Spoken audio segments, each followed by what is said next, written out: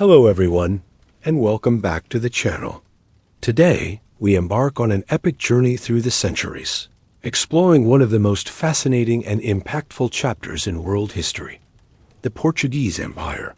From its humble origins as a small kingdom on the western edge of Europe to its transformation into a global maritime power, Portugal's saga is a rich tapestry of exploration, commerce, conflict, and profound cultural transformation. Prepare yourselves to unravel the secrets of a nation that, against all odds, reshaped the world map and left an indelible mark on distant continents. But before we dive into this grand narrative, tell me in the comments how your day is going. I hope it's fantastic. And if you enjoy the content we're producing, please consider subscribing to the channel and hitting that notification bell so you don't miss any of our upcoming videos. Your support means the world to us. The narrative of Portugal's extraordinary ascent to global maritime preeminence is not merely a chronicle of audacious voyages and territorial acquisitions.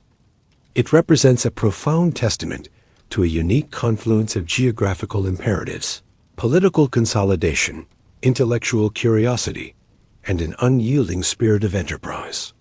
Positioned on the extreme southwestern flank of the Iberian Peninsula, Portugal's very existence became intrinsically linked to the vast, enigmatic expanse of the Atlantic Ocean. Unlike its larger Castilian neighbor, which possessed a more extensive landmass and a greater focus on internal affairs and the Reconquistas.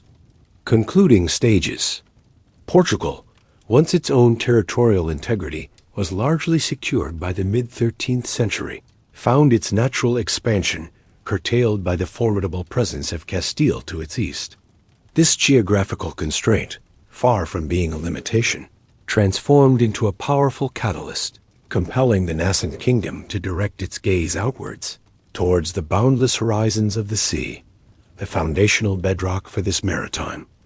Destiny was meticulously laid during the protracted centuries of the Reconquista, the Christian reconquest of the Iberian Peninsula from Moorish dominion. This extended period, stretching from the 8th to the 13th century, forged a distinct national identity, imbued with a crusading zeal and a pragmatic understanding of military and logistical challenges.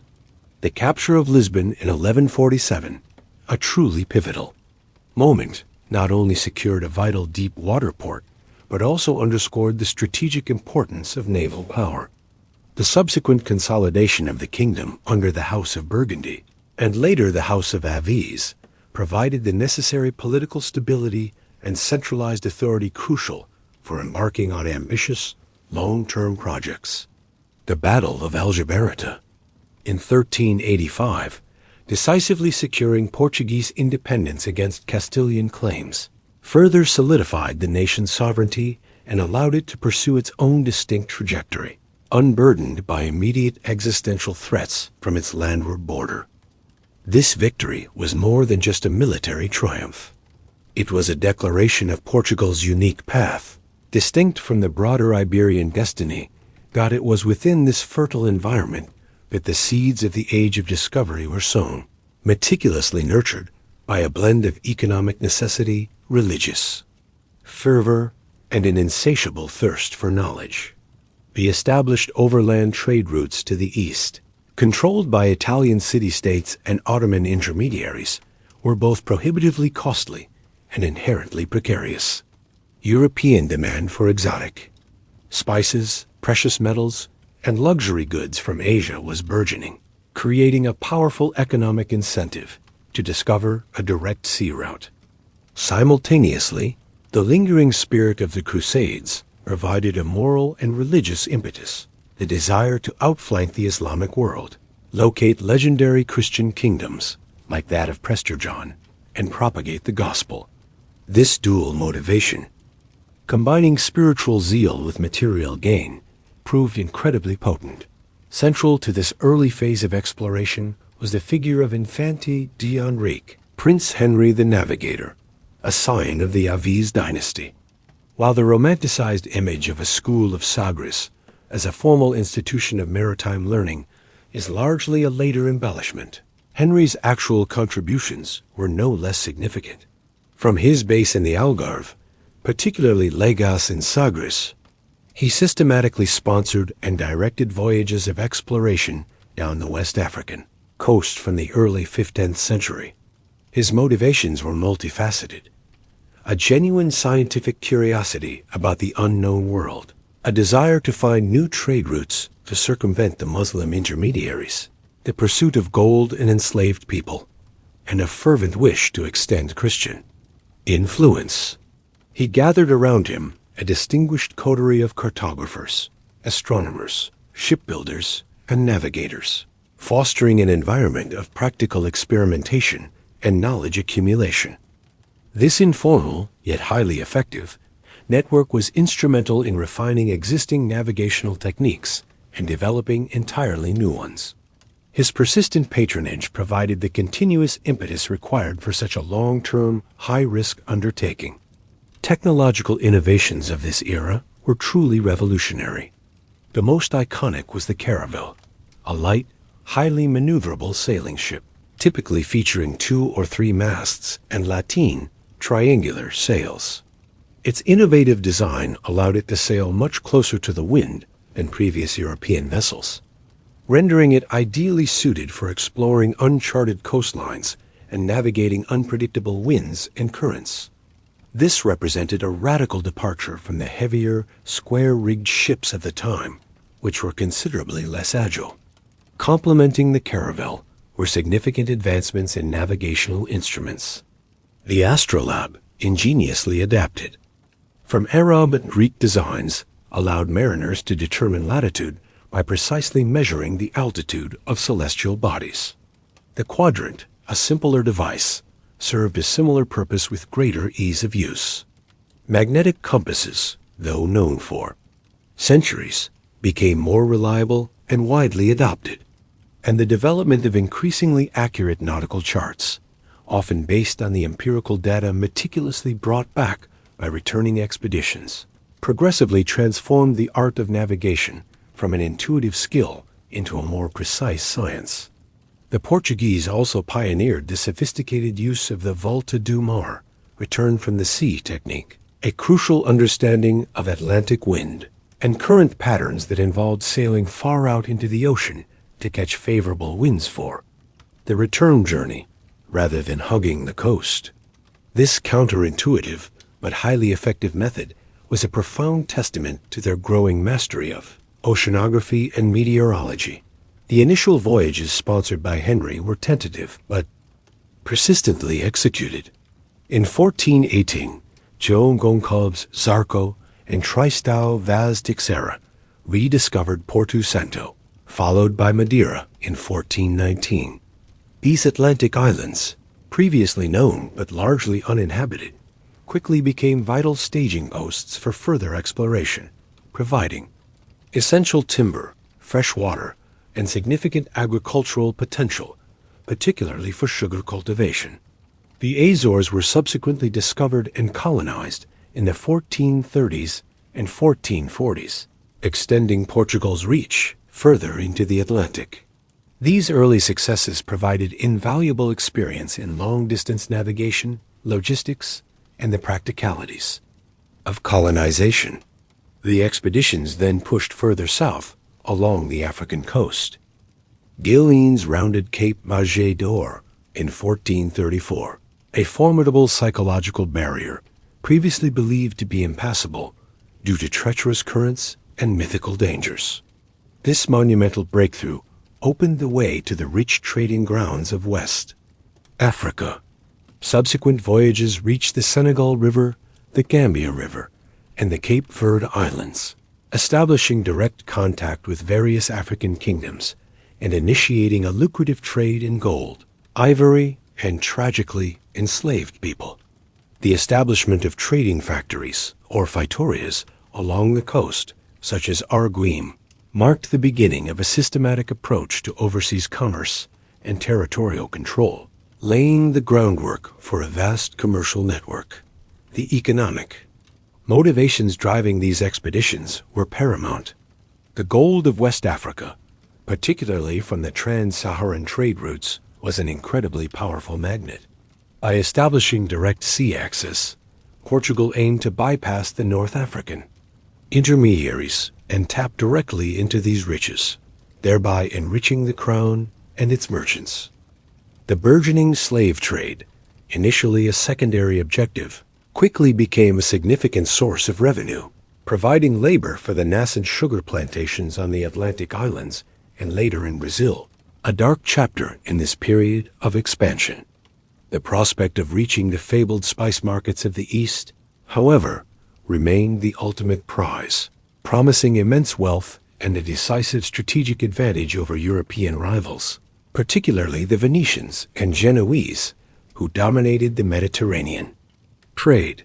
Politically, Portugal's relatively small size and limited resources on land meant that overseas expansion was not merely an option, but a strategic imperative for national growth and prestige. The monarchy, particularly under figures like King John II, actively supported and heavily invested in these ventures, recognizing their immense potential to elevate Portugal's standing on the European stage and secure its long-term prosperity. The crown asserted its absolute monopoly over overseas trade and exploration, issuing royal charters and patents that granted exclusive rights to discoverers and traders, thereby ensuring that the vast majority of the benefits flowed back to the royal coffers. This centralized control was a key factor in the sustained nature and ultimate success of Portuguese exploration, allowing for coordinated efforts and significant investment. The development of a distinct maritime culture permeated Portuguese society at all levels. Seafaring became a highly respected profession, attracting individuals from all social strata, from impoverished peasants seeking opportunity to noblemen seeking glory. The knowledge gained from each voyage was meticulously recorded, analyzed, and disseminated, contributing to a rapidly growing body of practical expertise in navigation, cartography, shipbuilding, and oceanography. This cumulative knowledge, passed down through generations of mariners and scholars, gave Portugal a significant and enduring competitive edge over other European powers. The blend of crusading zeal and commercial ambition created a unique ethos, a profound willingness to face the unknown, endure immense hardship, and confront formidable challenges, all driven by a potent mix of faith, profit, and national glory. This period, therefore, was not just about discovering new lands. It was about Portugal discovering itself as a maritime nation, forging an identity inextricably linked to the vast, blue expanse of the world's oceans, setting the stage for an empire that would span continents and centuries, forever altering. A course of global history as the 15th century drew to a close. The relentless Portuguese push down the African coast had yielded significant geographical knowledge and established lucrative trading posts, yet the ultimate prize, a direct sea route to the fabled spice markets of India, remained tantalizingly elusive. The vision of bypassing the Venetian-Ottoman monopoly on Asian trade, which funneled immense wealth through the Mediterranean, was a powerful driving force for the Portuguese crown. King John II, a monarch of exceptional foresight and strategic acumen, meticulously directed these efforts, understanding that the future prosperity and global influence of his small kingdom hinged upon this monumental achievement. He was not merely interested in discovery for its own sake, but in establishing a viable, profitable, and defensible trade route that would fundamentally alter the economic landscape of Europe. The economic imperative was clear: direct access to the sources of pepper, cinnamon, cloves, and nutmeg would bypass the exorbitant markups of intermediaries, flooding European markets with these highly coveted commodities and generating unprecedented royal revenues. The crucial breakthrough in the geographical puzzle came in 1488 with the voyage of Bartholomew Dias, tasked with finding the southern extremity of the African continent. Dias, commanding a small fleet of 2 caravels and a supply ship, embarked on a perilous journey. After enduring a fierce, prolonged storm that pushed his vessels far south into the frigid, uncharted waters of the Atlantic, he inadvertently rounded the continent's tip without actually sighting it. Upon turning north, seeking the coast, he unexpectedly encountered the southeastern shores of Africa, confirming beyond doubt the existence of a passage from the Atlantic to the Indian Ocean. He named the formidable point he had rounded the Cape of Storms, a poignant testament to the Indian Ocean, tempestuous conditions encountered, and the sheer terror of the unknown. However, King John II, recognizing its immense strategic significance and the boundless opportunities it unlocked, optimistically renamed it the Cape of Good Hope, symbolizing the profound hope of finally reaching India and the East. This voyage was a monumental triumph, proving that the long-sought sea route was indeed navigable, thereby dispelling centuries of geographical speculation, mythical fears, and the deeply ingrained belief that the southern Atlantic was an impassable barrier. Despite this incredible success, the exhausted and increasingly mutinous crew, having faced immense hardship and fearing further unknown dangers, compelled Dias to turn back, preventing him from reaching India itself. His journey, nevertheless, provided the vital navigational data, the crucial understanding of the African coastline, and the psychological impetus necessary for the next decisive step in Portugal's grand design. The successful return of Dias ignited a feverish period of intense preparation and strategic planning within the Portuguese court.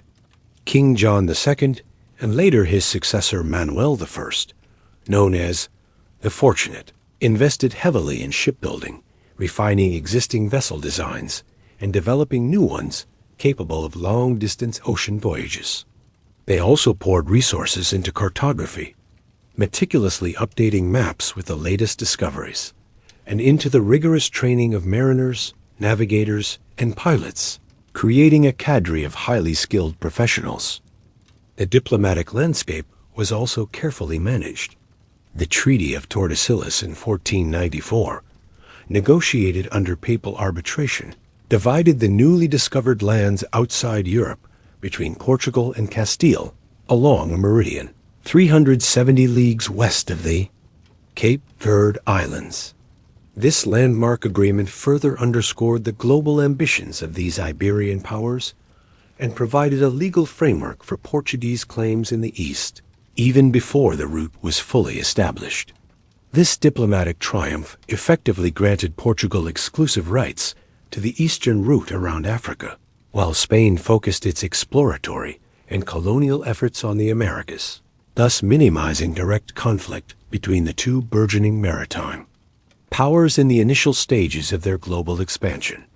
The culmination of these decades of relentless effort, meticulous planning, and unwavering national resolve arrived with the epic voyage of Vasco da Gama. In July 1497, under the direct patronage of King Manuel I, da Gama departed Lisbon with a fleet of 4 purpose-built vessels: the flagship Snow Gabriel, the Snow Raphael, the smaller caravel Berrio, and a dedicated supply ship. His mission was unequivocally clear: to reach India by sea, establish direct trade relations, and bring back the coveted spices that fueled European commerce. The journey was fraught with unimaginable perils and challenges, pushing the limits of human endurance and maritime technology.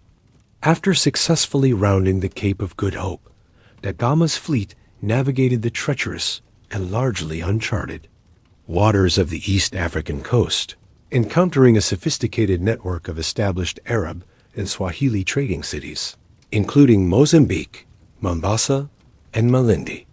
These interactions were often complex and fraught with tension, marked by suspicion, occasional outright hostility, and the Portuguese struggle to comprehend the intricate commercial and political landscape of the Indian Ocean, which had been a vibrant hub of international trade for centuries.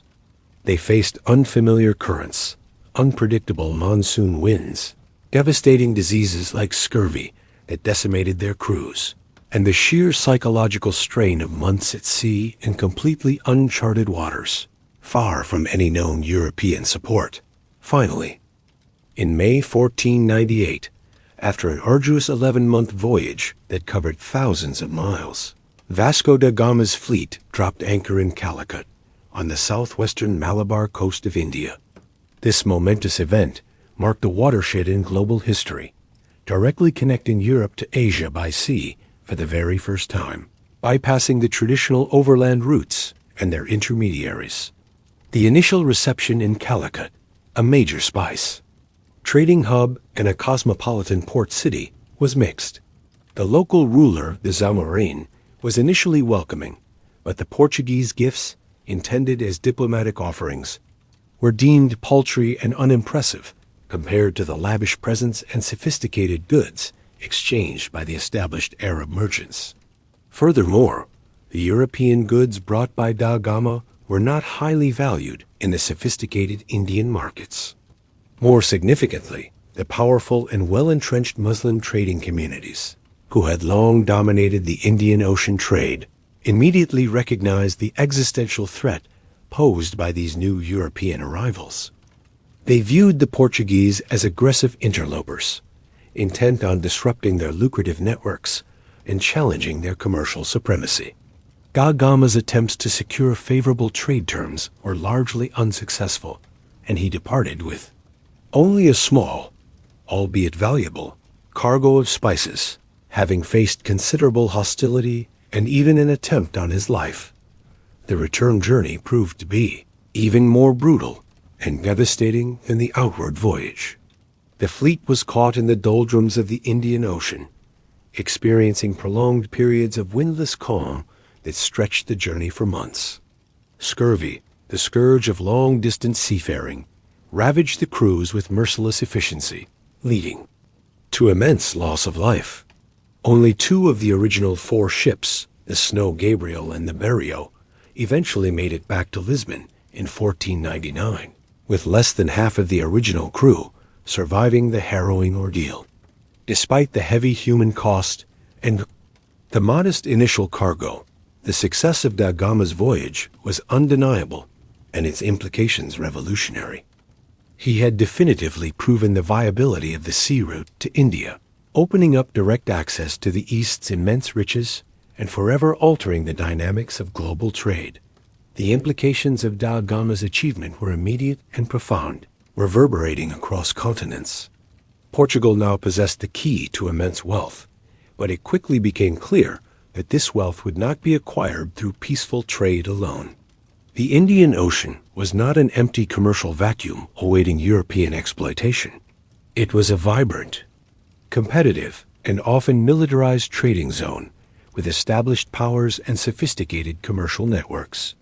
The traditional powers, particularly the Mamluk Sultanate of Egypt, the various Indian rulers, and the powerful Arab trading houses, would not simply cede their centuries-old dominance.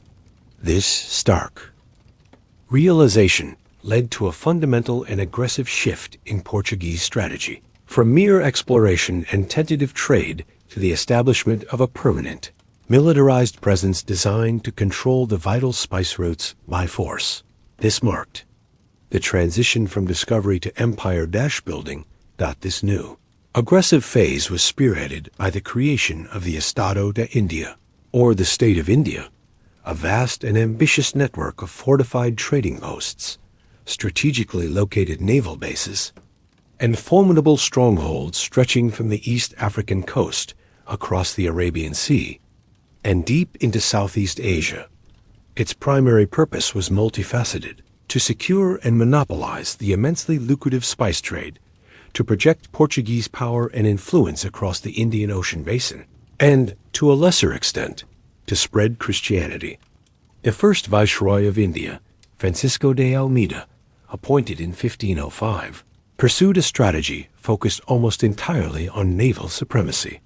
He firmly believed that control of the sea was paramount, advocating for a policy of maintaining powerful, well-armed fleets and engaging in decisive naval battles to assert Portuguese dominance over the maritime lanes. His resounding victory over a combined Mamluk-Gujarati fleet in the Battle of Diu in 1509 was a pivotal moment, effectively breaking the naval power of the traditional Muslim trading networks and establishing Portuguese naval hegemony in the Indian Ocean, a dominance that would last for decades. Almeida's vision was to control the sea, not the land, believing that land-based fortresses were a drain on resources and manpower. However, it was Afonso de Albuquerque, who succeeded Almeida as governor in 1509, who truly became the visionary. Architect of the Portuguese Maritime Empire in the East, Albuquerque understood that naval power alone, while crucial, was insufficient for long-term control and profit. He envisioned a network of strategically located, heavily fortified bases at key choke points along the trade routes, allowing Portugal to control maritime traffic, impose taxes, and enforce its monopoly. His strategy was audacious and brutal, characterized by a blend of military genius, ruthless determination, and a clear understanding of geopolitical leverage. Albuquerque's first major objective was the capture of Goa in 1510. After an initial failed attempt, he recaptured the city, transforming it into the permanent administrative and military headquarters of the Estado de India. Goa's strategic location on the west coast of India, with its excellent natural harbor, made it an ideal base for operations, providing a secure port for the annual Carrera da India, India-run fleets, and a center for shipbuilding and repairs. Its conquest was a symbolic and practical declaration of Portugal's intent to establish a lasting presence, not just fleeting trading posts.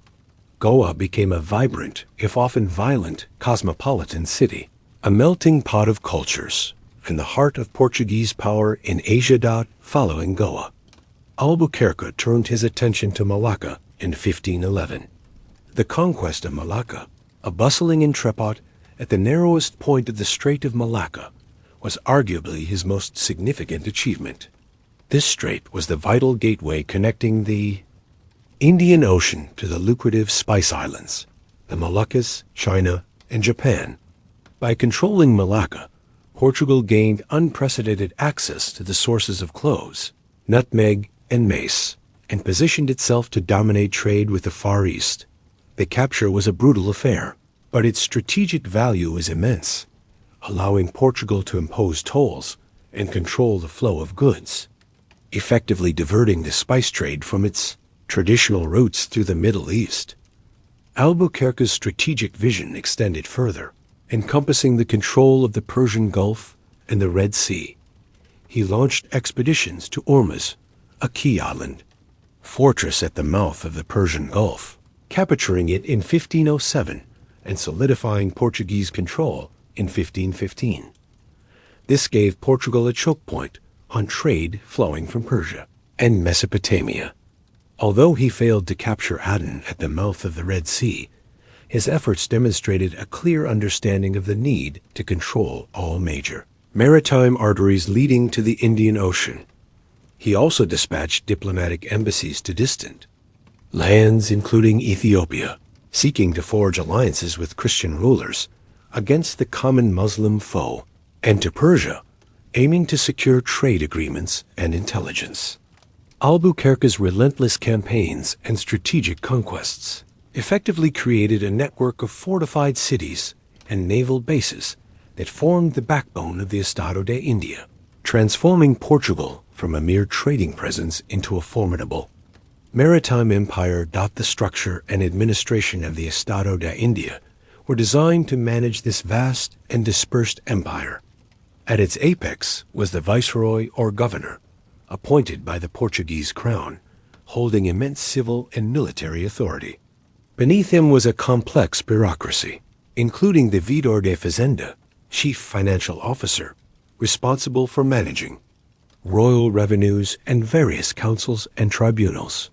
The empire was sustained by a network of feitorias, trading factories, which were fortified commercial outposts, and larger fortresses with permanent garrisons. These strongholds, often built on strategic islands or coastal points, served as centers for trade, storage of goods, and military defense. The Portuguese implemented the cartas system, a licensing scheme that required all non-Portuguese vessels trading in the Indian Ocean to purchase a permit from Portuguese authorities. This system, enforced by the powerful Armada da India fleet, allowed Portugal to control and tax maritime trade, generating significant revenue and asserting its commercial monopoly. Any ship found without a cartas was liable to be seized, its cargo confiscated, and its crew punished. The naval power of the Estado de India was crucial to its existence. The annual Carrera da India saw large carracks, heavily armed merchant ships sail from Lisbon to Goa and back, carrying goods, soldiers, and administrators. These vessels, along with smaller, more agile galleons and caravels, formed the backbone of the Portuguese fleet in Asia. They were designed for both cargo capacity and combat, capable of withstanding attacks from local forces and enforcing the cartas system. However, maintaining this vast network across immense distances presented formidable challenges. Limited manpower, high mortality rates among Portuguese soldiers and sailors due to tropical diseases, and the constant need for reinforcements from Europe strained the resources of the small kingdom. Corruption was also rampant within the administration, with officials often prioritizing personal gain over royal interests. Furthermore, the Portuguese faced persistent resistance from local powers, including the resurgent Ottoman Empire, various Indian rulers, and later, the increasingly powerful Dutch and English East India companies, who sought to challenge Portugal's dominance. The economic impact of the Estado da India on Portugal and Europe was profound. Portugal gained a near monopoly on the highly profitable spice trade, particularly pepper, cinnamon, cloves, and nutmeg, which were in immense demand across Europe. This direct access dramatically reduced the prices of these commodities in European markets, making them more accessible and altering culinary habits. The traditional overland routes, once dominated by Venice and Genoa, saw a significant decline in traffic and profitability, leading to a shift in Europe's economic center of gravity from the Mediterranean to the Atlantic. Beyond spices, the Portuguese trade network also facilitated the exchange of other valuable goods, including Indian textiles, precious stones, Chinese porcelain, and silks, enriching the Portuguese crown and its merchants. The empire was financed through a combination of royal quinto, a fifth of all profits, customs duties levied at Portuguese-controlled ports, and the profits from private trade conducted by Portuguese merchants under royal license. This influx of wealth transformed Lisbon into one of Europe's wealthiest cities, a bustling hub of global commerce. The cultural and religious impact of the Portuguese presence in Asia was also significant, though often complex and contradictory. The crusading zeal that partly fueled the initial explorations continued in the form of missionary efforts. Various religious orders, most notably the Jesuits and Franciscans, established missions across the empire, seeking to convert local populations to Christianity. While some conversions occurred, particularly in areas like Goa and parts of Sri Lanka, the overall impact on the deeply entrenched religious traditions of Asia was limited. In some instances, particularly in Goa, the Portuguese established the Inquisition, leading to periods of religious persecution against non-Christians and newly converted Christians suspected of heresy. However, the interaction also led to significant cultural exchange. Portuguese architecture, language, and culinary traditions were introduced to various parts of Asia, leaving a lasting legacy in places like Goa, Malacca, and Macau. Conversely, Asian goods, ideas, and even some words entered Portuguese culture. The demographic impact was also notable, with the emergence of mixed populations, mesticos, resulting from intermarriage and relationships between Portuguese men and local women, contributing to a unique Luso-Asian identity in many colonial outposts. Despite its initial successes and formidable power, the Estado da India faced inherent challenges and limitations that would ultimately contribute to its decline. The sheer geographical overextension of the empire, stretching across vast oceans, placed an immense strain on Portugal's limited manpower and financial resources. The constant need to defend numerous, scattered outposts against local resistance and, increasingly, against the growing competition from other European powers, particularly the Dutch and English, proved unsustainable in the long run. Tropical diseases continued to exact a heavy toll on Portuguese personnel, leading to high mortality rates and a constant need for fresh recruits from a relatively small home population. Logistical nightmares, including maintaining supply lines, communicating across vast distances, and coordinating military efforts, further hampered the empire's efficiency. The initial advantage of naval technology and strategic surprise gradually eroded as other European nations adopted and improved upon Portuguese innovations. The Estado da India, while a testament to Portuguese ambition and maritime prowess, was a fragile construct, constantly battling against the forces of geography, demography, and burgeoning international competition. While Portugal was meticulously consolidating its formidable Estado da India across the vast expanse of the Indian Ocean, an entirely unexpected discovery on the western horizon began to subtly, yet profoundly, shift its imperial focus. This new land, initially perceived as a mere way station, would eventually blossom into the crown jewel of the Portuguese Empire, fundamentally altering its economic and demographic character. The momentous discovery of Brazil occurred in 1500, not as a result of a deliberate exploratory mission, but rather as an unforeseen consequence of a grand expedition bound for India. Pedro Alvares Cabral, commanding a formidable fleet of 13 ships and over 1,000 men, set sail from Lisbon with the explicit aim of following Vasco da Gama's pioneering route around Africa to the lucrative spice markets of the East. However, to avoid the treacherous calms and adverse currents off the West African coast, and perhaps to investigate rumors of land to the west, Cabral's fleet sailed further westward into the Atlantic than any previous Portuguese expedition. This strategic deviation, likely an application of the Volta do Mar principle on a grander scale, led to an astonishing landfall.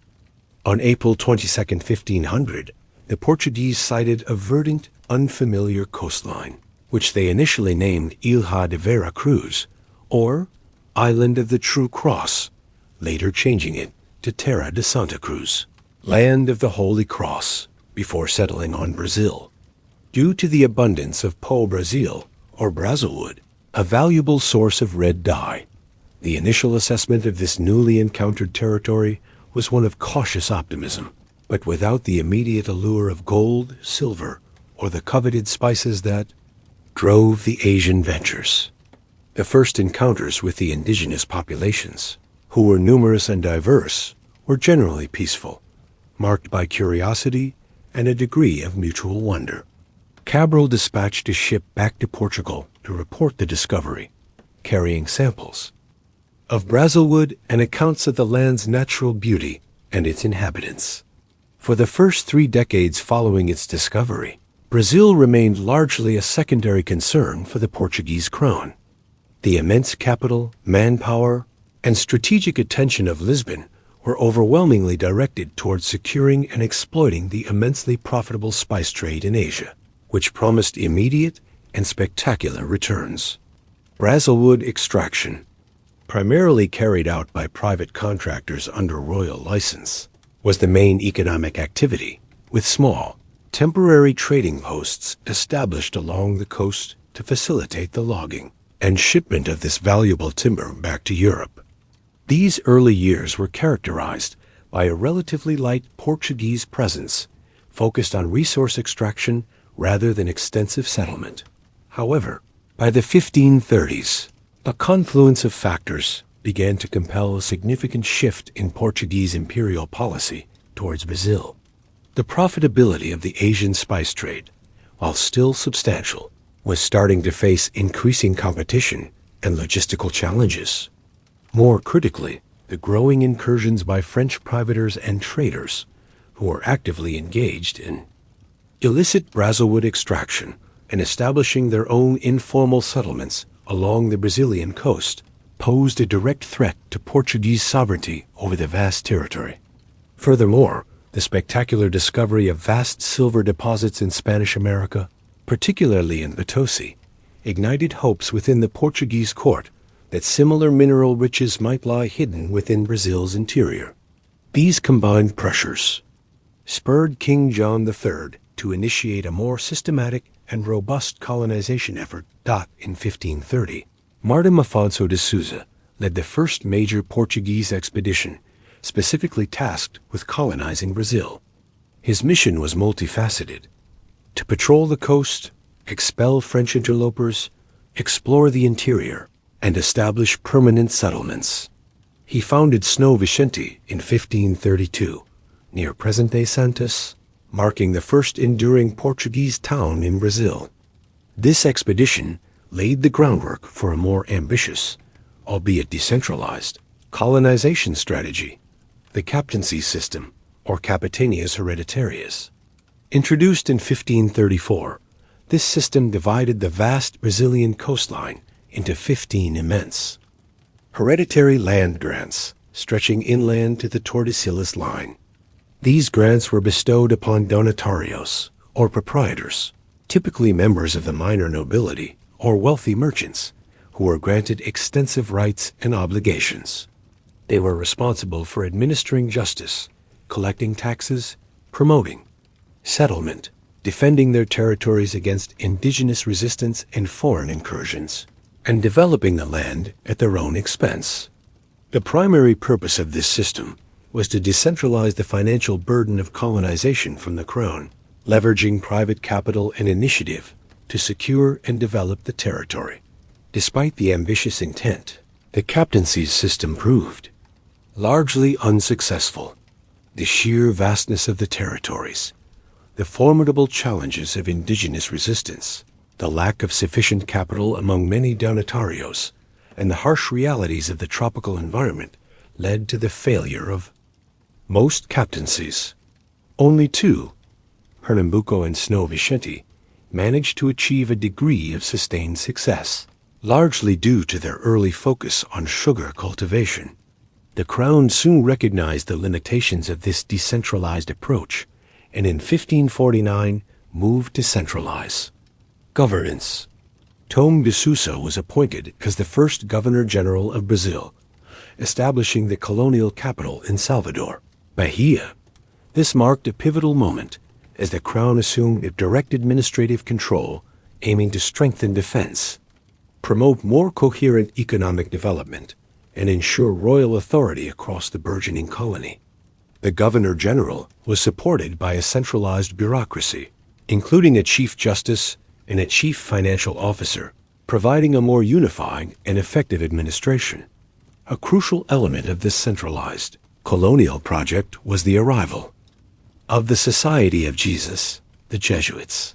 In 1549, these highly educated and zealous missionaries played a profound role in the evangelization of the indigenous peoples, establishing missions, schools, and catechizing the native populations. While their efforts often led to the imposition of European cultural and religious norms, the Jesuits also frequently acted as protectors of indigenous rights against the abuses of Portuguese settlers, particularly regarding forced labor, though. Their presence also facilitated the spread of European diseases.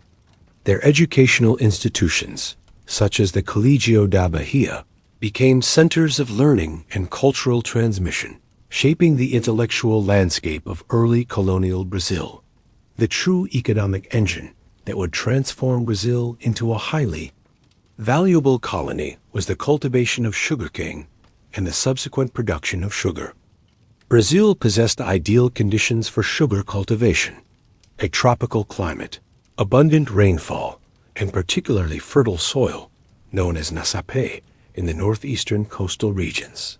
The Portuguese had already gained extensive experience in sugar production on their Atlantic islands, Madeira and Snow Toll, and they skillfully transferred this expertise, including cultivation techniques and the technology for sugar mills, to Brazil.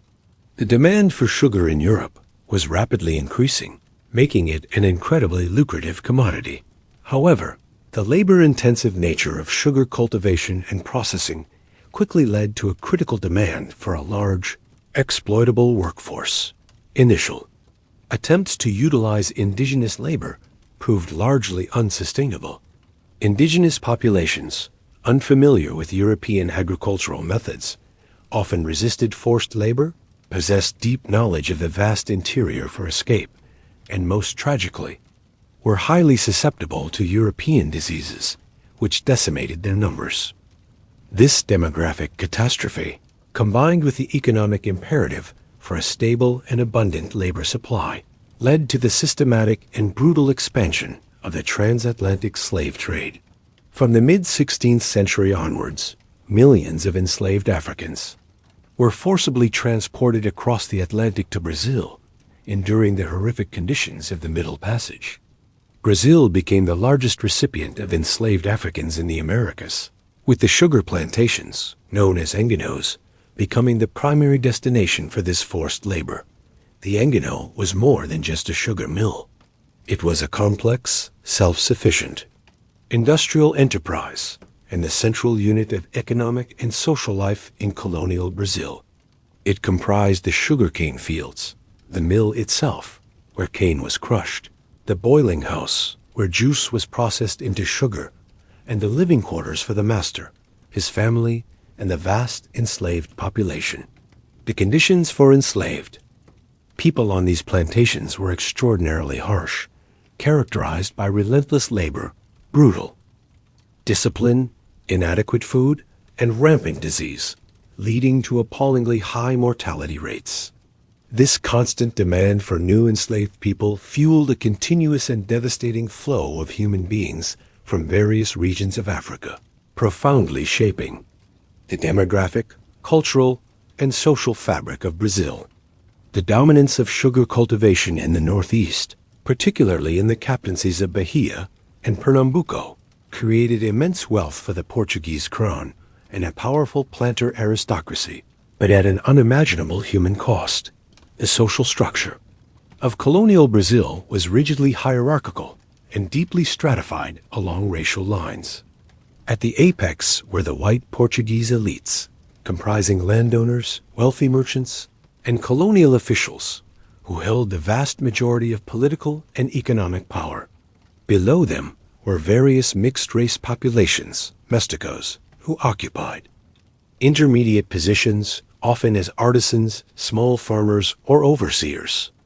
At the bottom of this brutal hierarchy were the enslaved Africans and their descendants, who constituted the overwhelming majority of the labor force and were treated as chattel.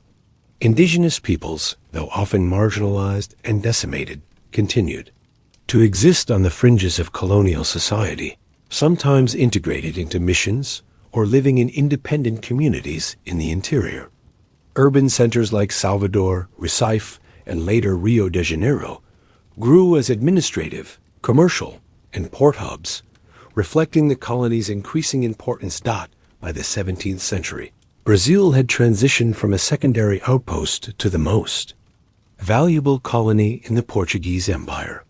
As the Asian spice trade faced increasing competition from the burgeoning Dutch and English East India companies, the immense wealth generated by Brazilian sugar became crucial for Portuguese finances, providing a vital source of revenue for the crown and sustaining the metropolitan economy.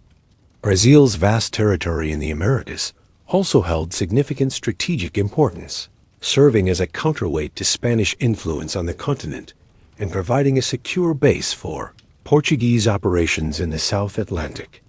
Despite its economic success, colonial Brazil was a land of constant challenges and conflicts.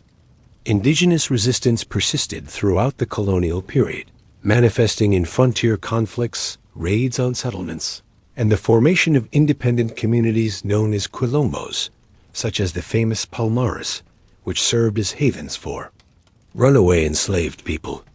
The Portuguese also faced significant external threats from other European powers. The most notable were the Dutch incursions in the 17th century, particularly their occupation of large parts of the sugar-rich Northeast, including Recife and Olinda, for over 2 decades, which represented a major challenge to Portuguese sovereignty and control. French attempts to establish colonies, though less successful, also necessitated constant vigilance. Internally, the colony experienced various forms of unrest, including slave rebellions and local uprisings by disgruntled settlers or those seeking greater autonomy. Disease, both tropical and European, continued to exact a heavy toll on all populations, further complicating the challenges of maintaining and expanding the colony. Brazil, therefore, was not merely a source of wealth. It was a dynamic, often violent, and constantly evolving frontier of the Portuguese Empire, a testament to both its ambition and the immense human cost of its expansion. The zenith of Portuguese maritime dominance, particularly in the Indian Ocean, was a period of unparalleled wealth and influence, yet it was inherently fragile, built upon a foundation of audacious ambition and technological superiority that would inevitably be challenged. Even as the Estado da India solidified its grip on key trade routes and Brazil began its ascent as a vital colonial asset, internal vulnerabilities and the inexorable rise of new European competitors began to erode Portugal's hard-won supremacy. The empire, stretched across vast oceans, faced a constant struggle against the forces of geography, demography, and burgeoning international rivalry. Internally, the Estado de India suffered from several systemic weaknesses. Its sheer geographical overextension was a perpetual drain on resources. Maintaining a network of scattered fortresses, trading posts, and naval bases from East Africa to Macau required immense logistical effort and a constant flow of supplies and reinforcements from a relatively small home country. Portugal's limited population meant a chronic shortage of manpower. High mortality rates among soldiers, sailors, and administrators, primarily due to tropical diseases, combat, and the rigors of long voyages, necessitated continuous recruitment from a dwindling pool of available men.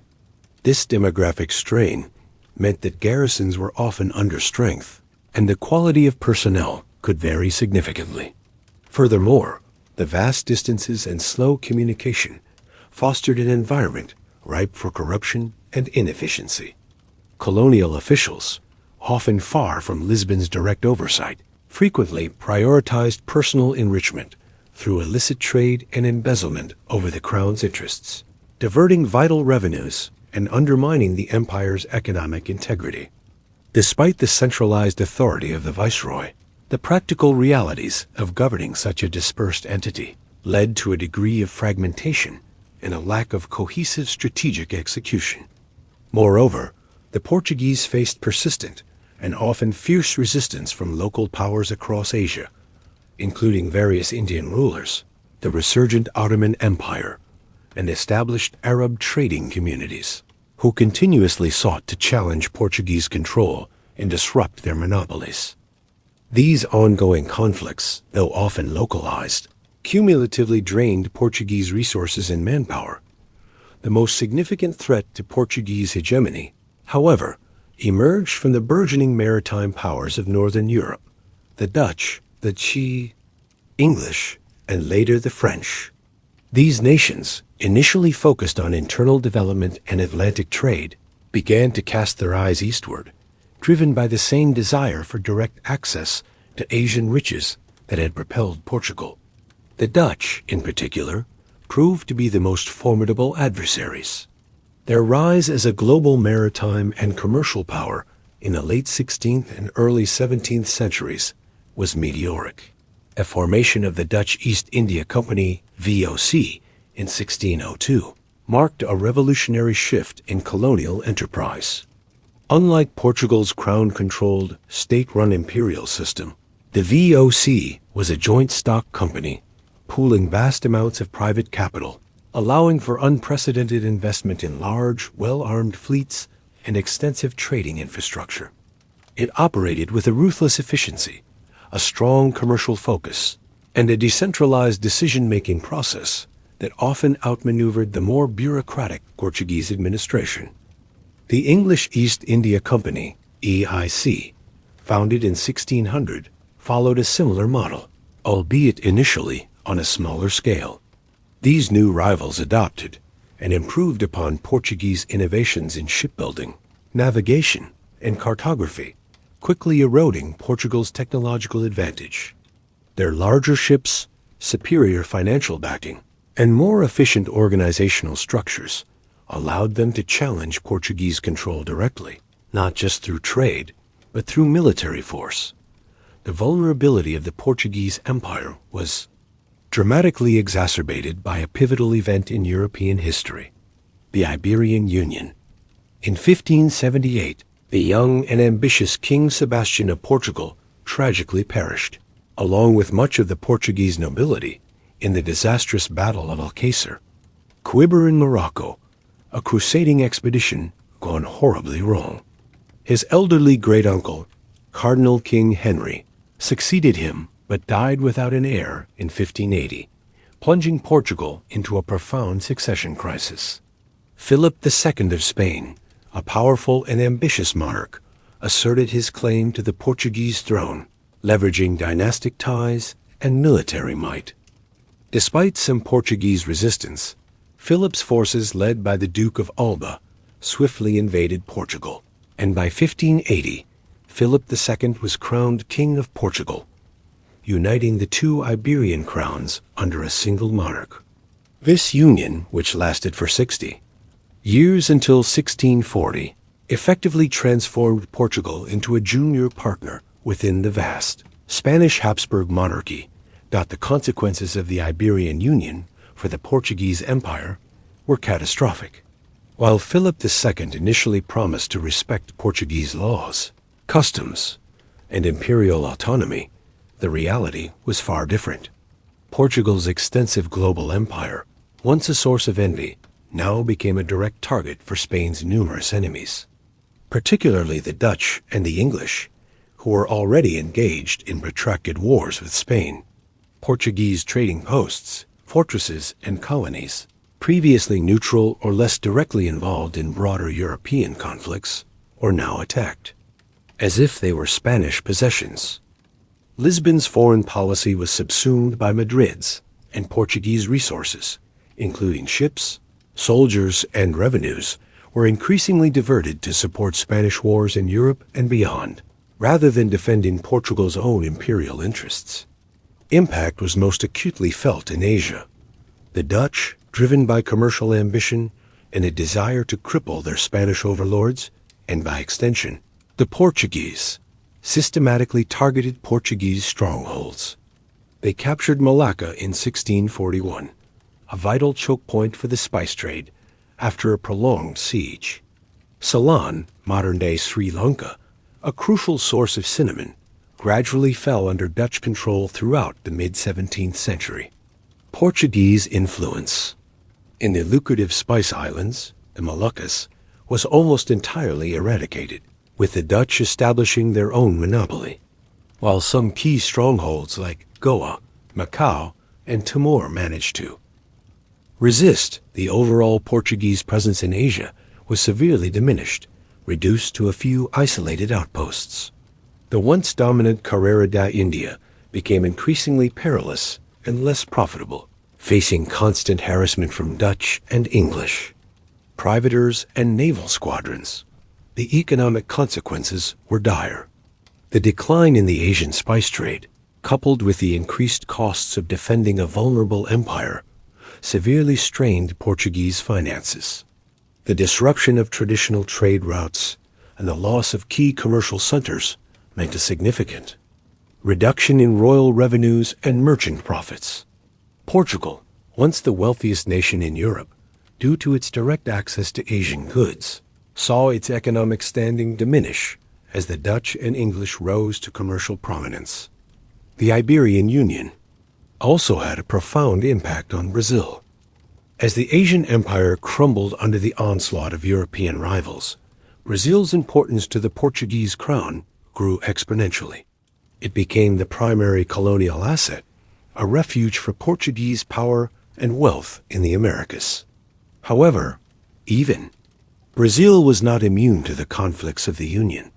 The Dutch, seeking to expand their sugar empire and strike at the heart of the Iberian Union's wealth, launched a series of major invasions of Brazil. From 1624 to 1654, the Dutch West India Company occupied large parts of the sugar-rich Northeast, including the strategically vital cities of Salvador and Recife. This period of Dutch occupation represented a major challenge to Portuguese sovereignty and control over their most valuable colony. The struggle to expel the Dutch was protracted and brutal, involving significant military campaigns, naval battles, and a fierce resistance movement led by Portuguese and Brazilian-born forces, often with the crucial participation of indigenous and Afro-Brazilian fighters. The eventual expulsion of the Dutch in 1654, after decades of conflict, was a testament to the resilience of the Portuguese and Luso-Brazilian population. But it came at an immense cost, further depleting resources and highlighting the vulnerability of the empire. The end of the Iberian Union in 1640, with the successful Portuguese Restoration War, saw Portugal regain its independence. However, the damage to its global empire was already extensive. The period of Spanish rule had irrevocably altered the balance of power in the East, allowing the Dutch and English to establish firm footholds and challenge Portugal's former monopolies. Portugal emerged from the Union a weakened power, its global maritime supremacy irrevocably lost. The empire, once a vast network of interconnected trading posts and territories, became more concentrated, with Brazil now firmly established as its economic and strategic cornerstone, alongside a few remaining strongholds in Africa and Asia. The focus of Portuguese imperial ambition had decisively shifted from the east to the west, setting the stage for a new chapter in its colonial history, one dominated by the immense wealth and complex social dynamics of its South American possession. Following the tumultuous period of the Iberian Union and the significant erosion of its Asian empire, Portugal found its imperial destiny increasingly tethered to its vast South American possession. Brazil, once a secondary concern overshadowed by the lucrative spice trade, now emerged as the undisputed economic and strategic cornerstone of the Portuguese global enterprise. This shift was not merely a matter of political reorientation. It was fundamentally driven by a series of astonishing discoveries that would transform the colony, reshape Portugal's economy, and leave an indelible mark on the global stage. Unearthing of immense gold, and subsequently, diamond deposits. The late 17th century witnessed the initial, tantalizing hints of mineral wealth in Brazil's interior. For decades, the Portuguese had been primarily focused on the coastal sugar plantations, with only sporadic expeditions venturing inland. However, the Bandeirantes, intrepid and often ruthless explorers and fortune seekers, originating primarily from the captaincy of São Paulo, began to push the frontiers of Portuguese knowledge and territorial claims. These groups, composed of Portuguese settlers, mixed-race individuals, and often allied indigenous peoples, embarked on long, arduous expeditions into the vast, unexplored hinterlands, driven by a relentless quest for indigenous slaves and, increasingly, for precious metals. Their relentless penetration of the interior, often beyond the theoretical Tordesillas line, significantly expanded the effective boundaries of Portuguese Brazil. It was these Bandeirantes, through their persistent and often brutal explorations, who made the pivotal discoveries that would ignite a veritable gold rush in the 1690s. Their efforts bore spectacular fruit with the discovery of significant gold. deposits in what would become the captaincy of Minas Gerais, or general mines. The initial finds were alluvial gold, easily extracted from riverbeds and streams, sparking an immediate and frenzied influx of prospectors. News of the gold spread like wildfire, triggering an unprecedented internal migration within Brazil and a massive wave of immigration from Portugal. People from all walks of life, impoverished peasants, ambitious merchants, dispossessed nobles, and countless enslaved Africans flocked to the newly opened mining regions, transforming previously remote wilderness into bustling, chaotic settlements. This sudden demographic shift fundamentally reoriented Brazil's economic and social geography, moving its center of gravity from the sugar-producing northeast to the mineral-rich southeast. The impact of this gold boom was nothing short of revolutionary, reverberating across the Atlantic and profoundly affecting both Brazil and metropolitan Portugal. Economically, the sheer volume of gold extracted was staggering. The Portuguese crown, through its royal fief or quinto, claimed 20% of all gold. Mined, a tax that generated immense revenues. This influx of wealth provided a crucial lifeline for Portugal, which was still recovering from the economic strains of the Iberian Union and the loss of much of its Asian trade. The gold financed lavish construction projects in Lisbon, including the magnificent Mafra Palace and the Aqueduto das Águas Livres, symbols of royal power and prosperity. It also helped to rebuild the capital after the devastating Lisbon earthquake of 1755, demonstrating its enduring financial significance. Furthermore, the gold allowed Portugal to maintain its political independence and influence in European affairs, despite its relatively small size. Demographically, the gold rush led to an explosive population growth in the mining regions.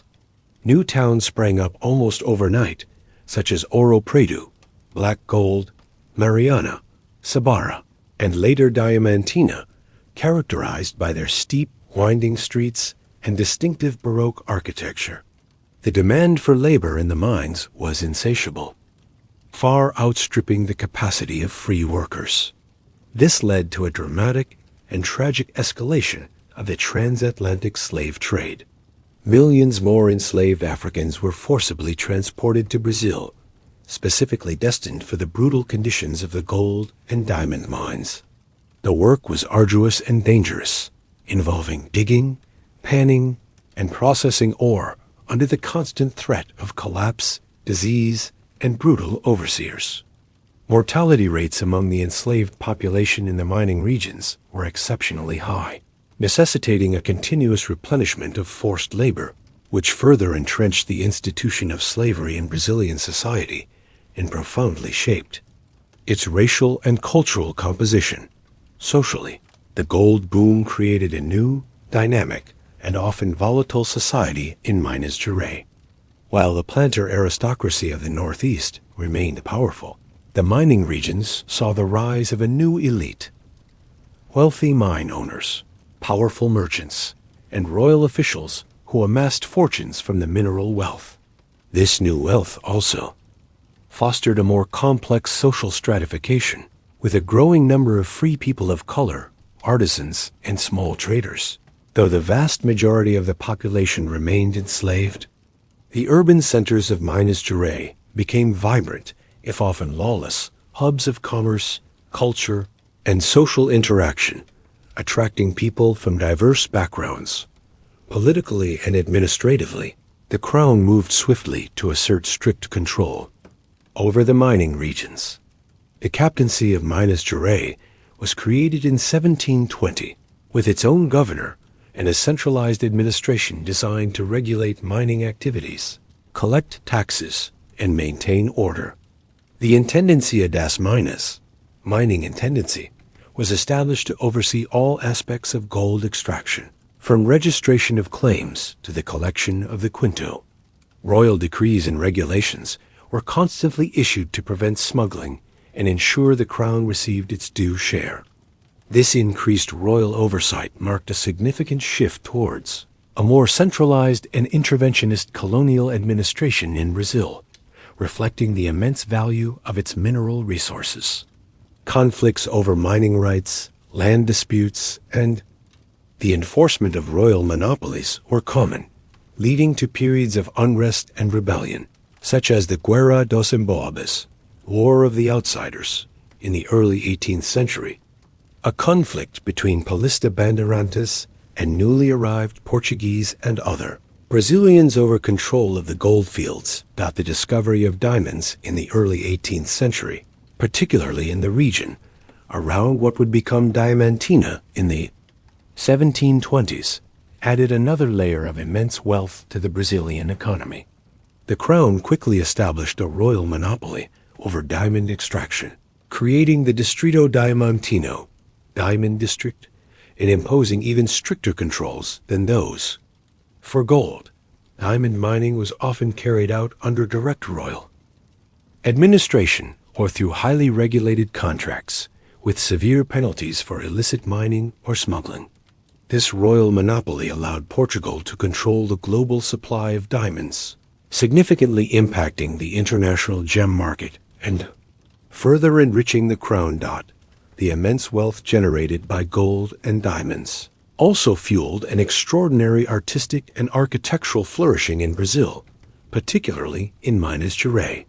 This period saw the emergence of a distinctive Brazilian Baroque and Rococo style, characterized by its elaborate ornamentation, rich use of gold leaf, and dynamic forms. Churches, chapels, and public buildings were constructed with breathtaking artistry, reflecting the piety and prosperity of the mining towns. Key figures like Antonio Francisco Lisboa, known as Aleijadinho, the Little Cripple, a mulatto sculptor and architect, produced masterpieces of religious art, his works imbued with a unique blend of European influences and local interpretations. Mester Ataide, a painter, similarly contributed to this vibrant artistic scene, adorning church ceilings and altars with his vibrant frescoes. This artistic legacy stands as a powerful testament to the cultural dynamism fostered by the mineral boom, showcasing a unique fusion of European aesthetic traditions with local materials and sensibilities. Despite the apparent prosperity, the gold rush also brought significant challenges and long-term consequences for Portugal. The massive influx of gold led to inflation within the metropolitan economy, driving up prices and eroding the purchasing power of ordinary citizens. Furthermore, the crown's reliance on Brazilian gold often led to the neglect of other vital sectors of the Portuguese economy, such as agriculture and domestic industry. Portugal became increasingly dependent on imported manufactured goods, particularly from Great Britain, a relationship formalized by the Methuen Treaty of 1703. This treaty, while granting preferential tariffs for Portuguese wine in Britain, effectively opened the Portuguese market to British textiles, hindering the development of Portugal's own industrial base and creating a significant economic imbalance. The gold, rather than stimulating internal economic diversification, often flowed through Portugal and out to other European powers to pay for imports, acting more as a transit point for wealth than a catalyst for sustained national development. In Brazil itself, the environmental degradation caused by extensive mining activities was severe, leading to deforestation, soil erosion, and river pollution. The social tensions inherent in a slave-based economy, exacerbated by the rapid growth and transient nature of the mining communities, were ever present. While the peak of gold production began to decline by the late 18th century, the legacy of the gold and diamond boom was profound. It had irrevocably shaped Brazil's demographic landscape, its economic structure, and its relationship with Portugal. The wealth extracted from Brazil sustained the Portuguese Empire for over a century, allowing it to weather the storms of European competition and maintain its global standing, albeit in a diminished form compared to its 16th century zenith. The gold and diamonds of Brazil were not just commodities. They were the lifeblood of a transformed empire, cementing Brazil's central role and setting the stage for its eventual emergence as an independent nation. The Golden Age of Brazil, fueled by the prodigious output of its gold and diamond mines, had undeniably provided a crucial lifeline for the Portuguese Empire, allowing it to maintain a semblance of its former grandeur and financial stability after the significant losses in Asia. However, this period of mineral-driven prosperity, while spectacular, masked underlying vulnerabilities and set the stage for a profound transformation of the empire's very nature. As the 18th century progressed, the initial torrent of gold began to dwindle, and the inherent weaknesses of Portugal's economic model, coupled with the relentless march of European geopolitical shifts and intellectual currents, began to exert immense pressure on the aging imperial structure. The decline in gold production from the Brazil by the late 18th century was a gradual but inexorable process. The most easily accessible alluvial deposits had been exhausted, and deeper, more complex mining operations required greater capital investment and more sophisticated technology, which Portugal was often slow to provide. This diminishing flow of wealth exposed the structural deficiencies of the metropolitan economy. Portugal had become overly reliant on colonial revenues, particularly from Brazil, and had largely neglected the development of its own domestic agriculture, industry, and diversified trade. The Methuen Treaty of 1703, while securing a market for Portuguese wine in England, had simultaneously opened Portuguese markets to British manufactured goods, effectively stifling the growth of native industries. This created a persistent trade imbalance, with much of Brazil's gold ultimately flowing through Portugal and out to Britain and other European industrial powers to pay for imported goods, rather than stimulating internal economic diversification or sustained national development. Portugal, despite its vast empire, remained largely an entrepot, a conduit for wealth rather than a producer of it. Simultaneously, the intellectual ferment of the Enlightenment was sweeping across Europe, challenging traditional notions of absolute monarchy, divine right, and colonial subjugation. Ideas of liberty, self-determination, and popular sovereignty, though initially confined to intellectual circles, began to permeate broader society, including the educated elites in Portugal and its colonies. While the Portuguese monarchy, particularly under the Marquis of Pombal in the mid-18th century, attempted to implement enlightened reforms aimed at modernizing the state and economy, these efforts were often top-down, limited in scope, and ultimately insufficient to address the deep-seated structural issues or to quell the rising tide of liberal thought. In Brazil, these ideas found fertile ground among the burgeoning intellectual class, particularly those who had studied in Europe, fostering a nascent sense of distinct Brazilian identity and a growing resentment towards the perceived exploitation and restrictive policies of the distant Portuguese crown. The turn of the 19th century brought an unprecedented external shock that would irrevocably alter the course of the Portuguese Empire, the Napoleonic Wars. Portugal, historically a staunch ally of Great Britain, found itself caught in the crossfire of the titanic struggle between Napoleonic France and the British Empire. Napoleon Bonaparte determined to enforce his continental system, an embargo designed to cripple Britain economically by closing all European ports to British trade, demanded that Portugal sever its long-standing alliance with Britain and join the blockade.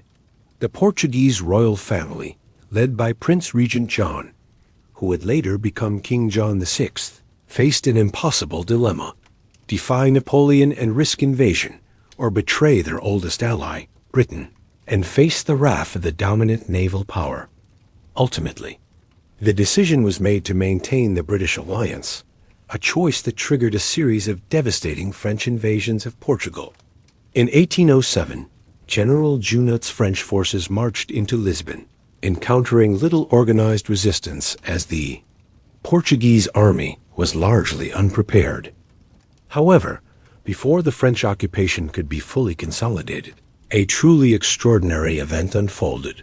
The entire Portuguese royal court, including the Prince Regent, the royal family, the nobility, and a vast retinue of government officials, numbering some 10,000 to 15,000 individuals, embarked on a perilous transatlantic voyage to Brazil. This unprecedented transfer of a European monarchy to its colony was orchestrated with the crucial assistance and protection of the British Royal Navy, which escorted the fleet across the Atlantic. The departure from Lisbon, under the watchful eyes of the approaching French army, was a desperate gamble, a strategic retreat designed to preserve the monarchy and the empire's continuity. The arrival of the Portuguese court in Rio de Janeiro in January 1808 marked a watershed moment in Brazilian history. Overnight, a colonial city was transformed into the de facto capital of a European empire. The immediate impact on Brazil was profound and overwhelmingly positive for the colony. The first and most significant act of the Prince Regent was the opening of Brazil's ports to friendly nations, effectively ending the centuries-old Portuguese mercantile monopoly. This revolutionary decree, largely a concession to British pressure and a necessity for the court's survival, immediately stimulated Brazilian trade, allowing direct commerce with Britain and other nations, bypassing Lisbon as an intermediary. This economic liberalization fostered unprecedented growth and diversification within the Brazilian economy. Beyond trade, the presence of the court spurred a rapid and comprehensive institutional development in Brazil. Rio de Janeiro, previously a colonial outpost, was rapidly modernized and transformed into a European-style capital. New government ministries were established. A royal press was founded, leading to the first newspapers and books printed in Brazil. And the Bank of Brazil was created, providing much-needed financial infrastructure. Cultural and scientific institutions flourished. A royal library was established. Military academies were opened. A botanical garden was founded, and a medical school was created. European artists, scientists, and intellectuals accompanied the court or were attracted by the new opportunities, contributing to a vibrant intellectual and cultural ferment. This period, often referred to as the Joanine era, after King John VI, fundamentally elevated Brazil's status from a mere colony to a co-equal partner within the empire, fostering a burgeoning sense of national identity and self-sufficiency among the Brazilian elites. The very presence of the monarch legitimized Brazil's importance and accelerated its development in ways that would have been unimaginable under traditional colonial rule. Meanwhile, back in Portugal, the French occupation was met with fierce popular resistance, supported by British forces under the command of Arthur Wellesley, later the Duke of Wellington.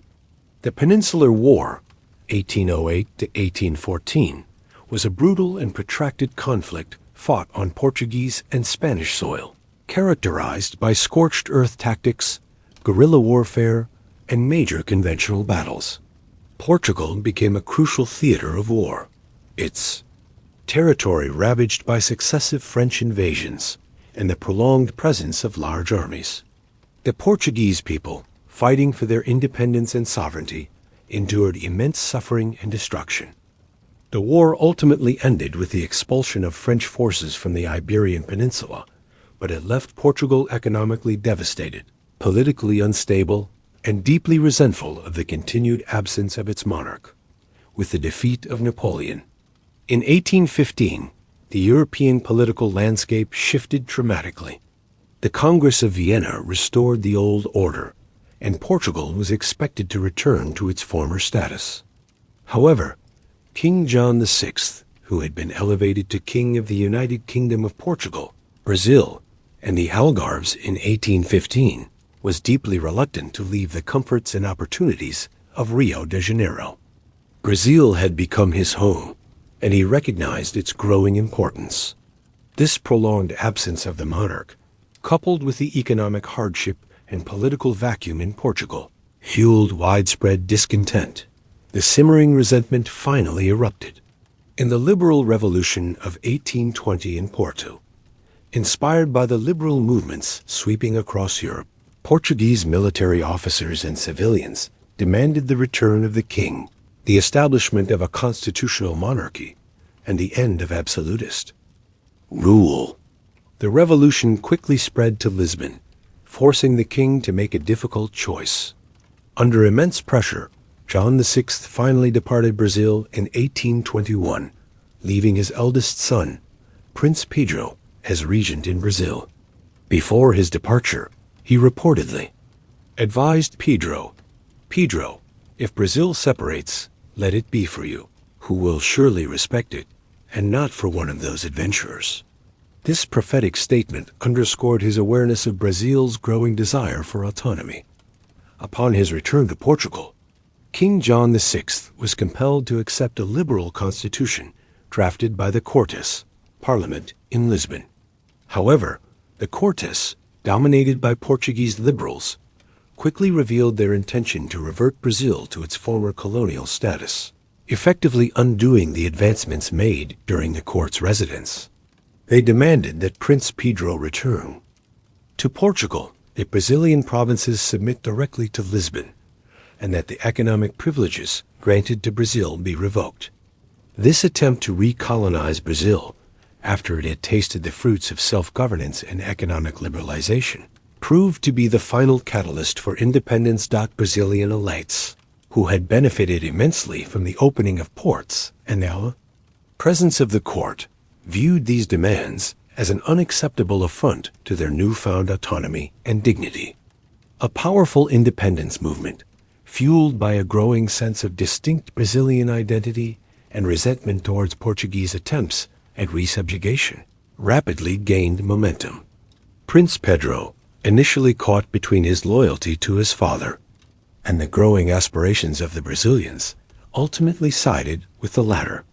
On January 9, 1822, in response to a petition signed by thousands of Brazilians urging him to stay, Pedro famously declared, "Fico, I am staying." This act of defiance signaled his commitment to Brazil's cause. The final break came on September 7, 1822. As prince, Pedro was returning from a trip to São Paulo. He received dispatches from Portugal, including new demands from the Cortes that further curtailed Brazilian autonomy and ordered his immediate return.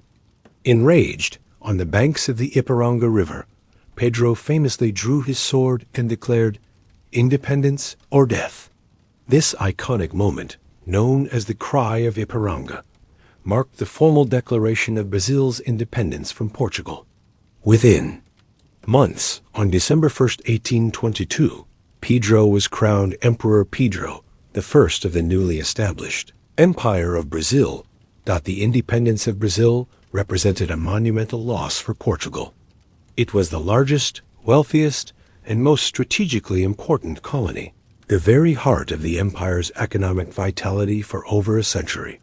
The loss was a devastating blow to Portugal's imperial prestige, its economy, and its global standing. While Portugal would retain other, smaller colonies in Africa and Asia for another century and a half, the separation of Brazil marked the definitive end of its first, truly global, and most prosperous imperial phase. The empire, once a vast, interconnected network spanning continents, was now irrevocably diminished, forced to redefine its identity and purpose in a rapidly changing world. The focus would now shift to the remaining African territories, setting the stage for a different, and ultimately more challenging, chapter in Portugal's colonial history. The profound loss of Brazil, the largest and most economically vital component of its global dominion, forced Portugal into a dramatic re-evaluation of its imperial strategy. Stripped of its South American jewel, the Portuguese crown turned its gaze with renewed intensity towards its remaining, albeit less developed, colonial possessions, primarily concentrated along the African coast. These territories, which had historically served as mere way stations, trading posts, and sources of enslaved labor for the transatlantic trade, now assumed a newfound significance as the potential bedrock for a revitalized, albeit different, empire. This shift marked a pivotal transition from a maritime trading network to a more territorially focused, extractive colonial enterprise, setting the stage for Portugal's participation in the brutal scramble for Africa. Portugal's presence in Africa was ancient, dating back to the very dawn of its age of discovery in the 15th century. Coastal enclaves like Ceuta, Arguim, Snohor da Mina, Elmina, and later the islands of Cape Verde, Snow Tome and Principe, and the mainland territories of Angola and Mozambique had been established over centuries. However, for much of this period, Portuguese control was largely confined to these coastal strips and their immediate hinterlands, focused primarily on the lucrative slave trade, gold, and ivory. The interior remained largely unexplored and unconquered, inhabited by powerful African kingdoms and diverse ethnic groups. The abolition of the transatlantic slave trade, particularly under intense British pressure in the 19th century. Portugal formally abolished it in 1836, though illicit trade continued. For decades, fundamentally undermined the economic model of these colonies. This necessitated a search for new economic justifications and products, pushing Portugal to consider more extensive territorial control and the exploitation of other resources. The mid-19th century witnessed a dramatic acceleration of European interest in Africa, driven by the burgeoning Industrial Revolution.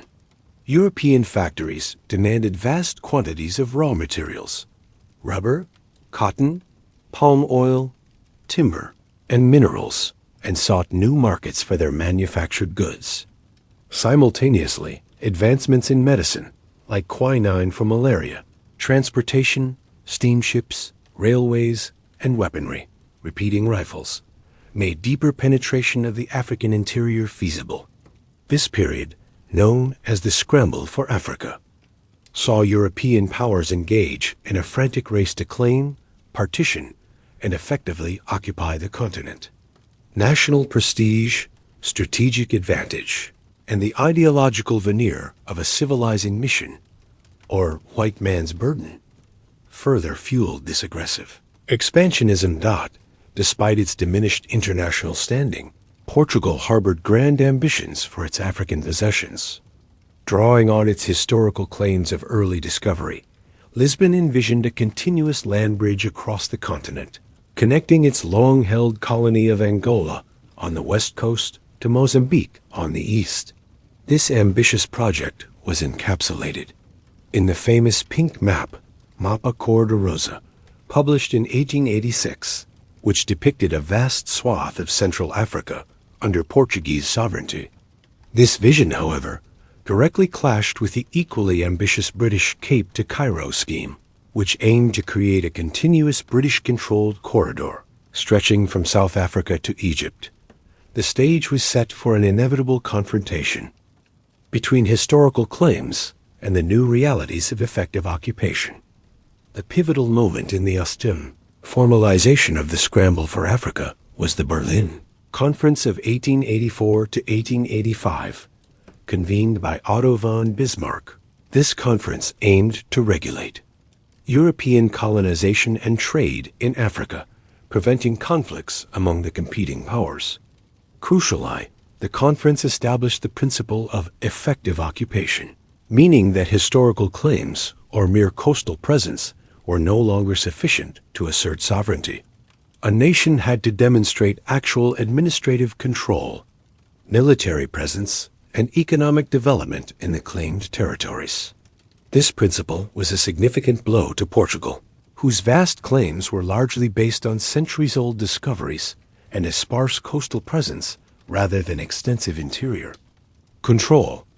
It forced Portugal to accelerate its efforts to explore, map, and militarily subdue the interior regions it claimed. In response to the Berlin Conference's dictates, Portugal intensified its efforts to penetrate the African interior.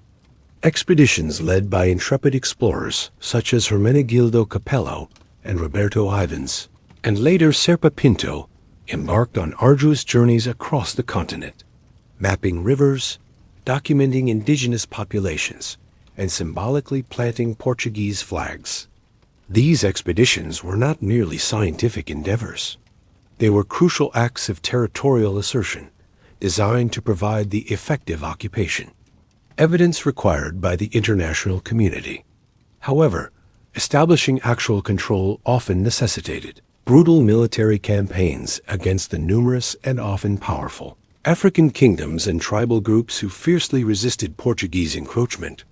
In Angola, the Portuguese engaged in protracted wars against the Ovimbundu, the Kwanyama, and other groups, gradually extending their administrative reach.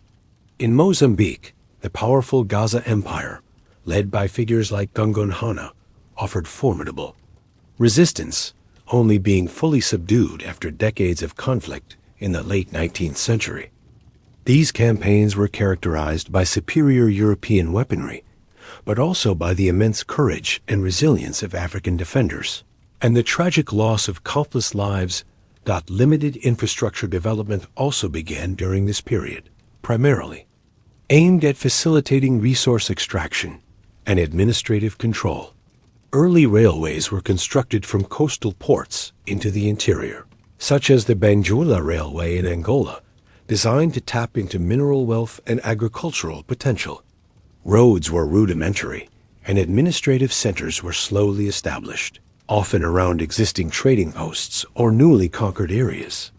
These efforts, however, were often underfunded and progressed slowly, reflecting Portugal's limited financial capacity compared to its wealthier European rivals.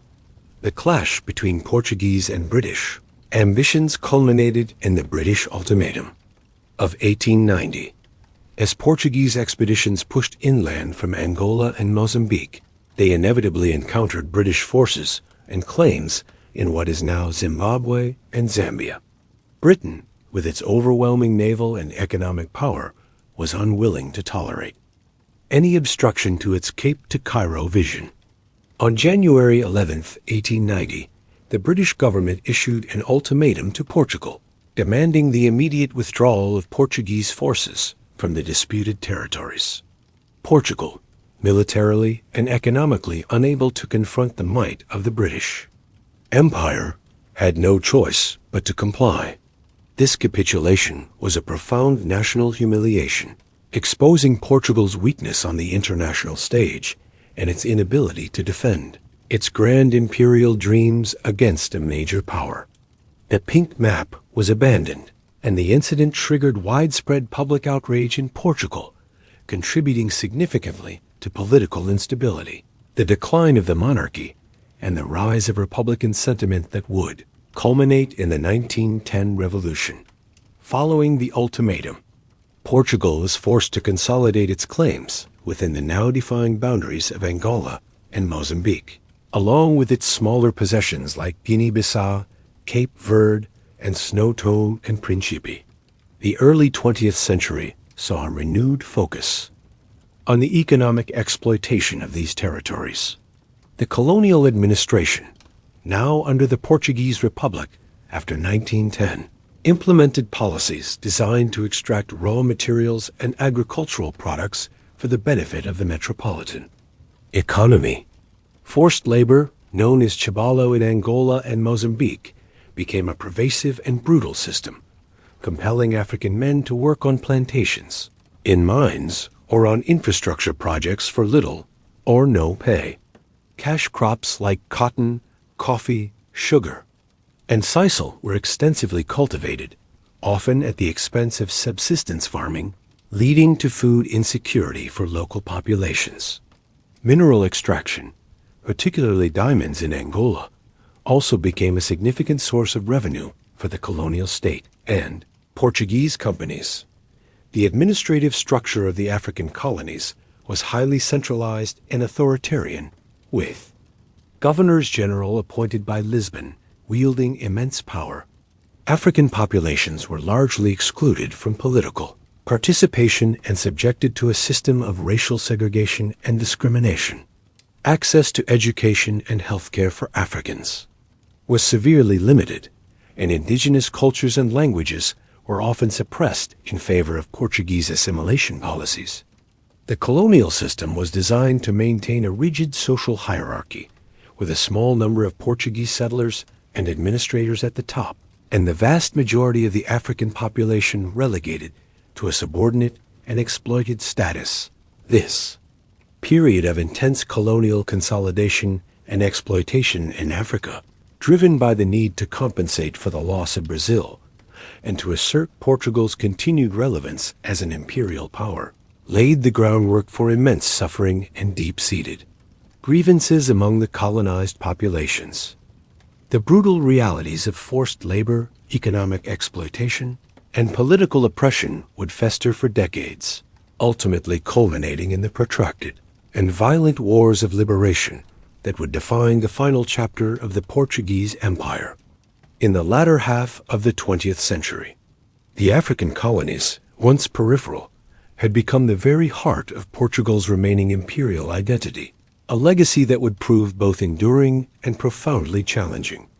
The dawn of the 20th century found Portugal in a state of profound political and economic instability, a stark contrast to its former imperial glory.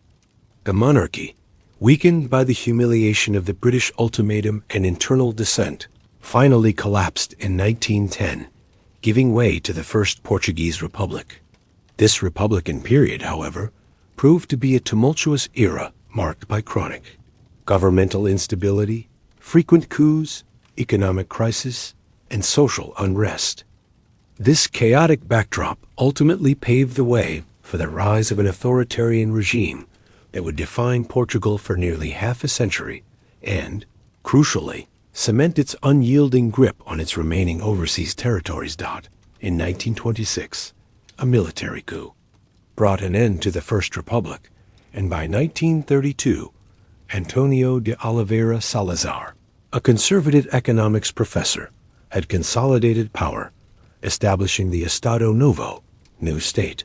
Salazar's regime was a corporatist, authoritarian, and deeply conservative dictatorship, characterized by strict social control, economic autarky, and a fervent nationalism rooted in Portugal's imperial past. His ideology was meticulously crafted to project an image of national strength and historical continuity. Salazar famously declared that Portugal is not a small country, emphasizing its multi-continental nature and the enduring significance of its overseas possessions. The empire was not merely a collection of colonies. It was an integral, indivisible part of the Portuguese nation, enshrined in the constitution as overseas provinces. This ultra-colonialist stance was a cornerstone of the Estado Novo's identity, a defiant rejection of the burgeoning global trend towards decolonization. The regime propagated a narrative of a unique, benevolent Portuguese colonialism, distinct from other European powers, based on a supposed historical tradition of racial harmony and a civilizing mission to bring Christianity and European culture to indigenous populations. This narrative, however, starkly contrasted with the brutal realities on the ground. Under Salazar, the administration of the African colonies, particularly Angola, Mozambique, and Guinea-Bissau, became even more centralized and exploitative. The primary economic objective was to extract raw materials and agricultural products for the benefit of the metropolitan economy, ensuring Portugal's self-sufficiency and reducing its dependence on foreign imports. Vast plantations were established for cash crops such as coffee, cotton, sugar, sisal, and palm oil, often at the expense of local food production, leading to widespread food insecurity and famine in some regions. Mineral resources, particularly diamonds in Angola and later oil, also became crucial revenue streams for the colonial state and Portuguese companies. This economic model was heavily reliant on a pervasive and brutal system of forced labor, known as trabalho. African men were compelled to work on plantations, in mines, on infrastructure projects, or for private Portuguese enterprises for little or no pay, under harsh conditions, and often subjected to severe corporal punishment.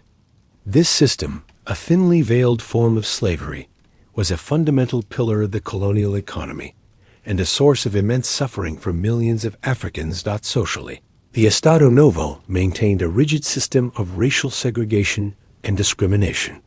In the colonies, Africans were classified as indigenas, natives, subject to a separate and discriminatory legal code that denied them basic civil rights, restricted their movement, and enforced forced labor.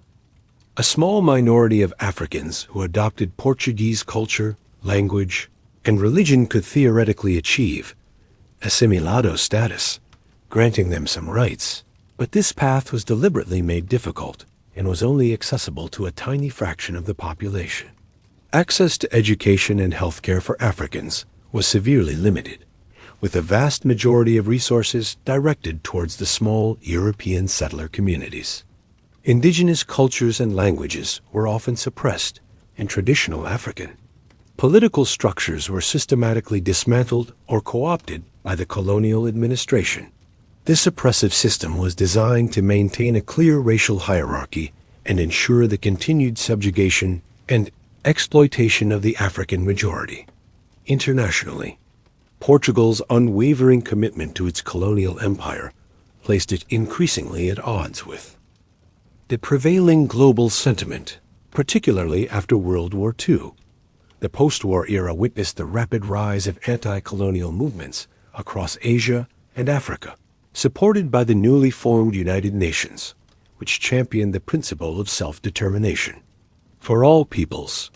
Former colonial powers like Britain and France, though often reluctantly, began the process of decolonization, granting independence to vast territories. Portugal, however, remained an anachronism, defiantly clinging to its overseas possessions.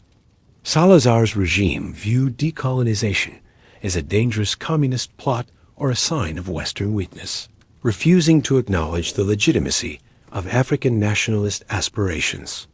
This intransigence led to Portugal's growing isolation on the international stage. The United Nations repeatedly condemned Portugal's colonial policies, imposing resolutions and sanctions. Even Portugal's traditional allies, such as the United States, began to exert pressure for decolonization, albeit cautiously due to Cold War geopolitical considerations and Portugal's strategic importance as a NATO member. The Bandung Conference of 1955, which brought together newly independent Asian and African nations, further solidified the global anti-colonial consensus, leaving Portugal increasingly proudly alone in its imperial stance within the African colonies. Despite the pervasive repression, a new generation of African nationalist movements began to emerge and gain momentum. These movements, often led by educated elites who had experienced discrimination firsthand or had been exposed to anti-colonial ideas while studying abroad, initially sought peaceful means to achieve greater autonomy or independence.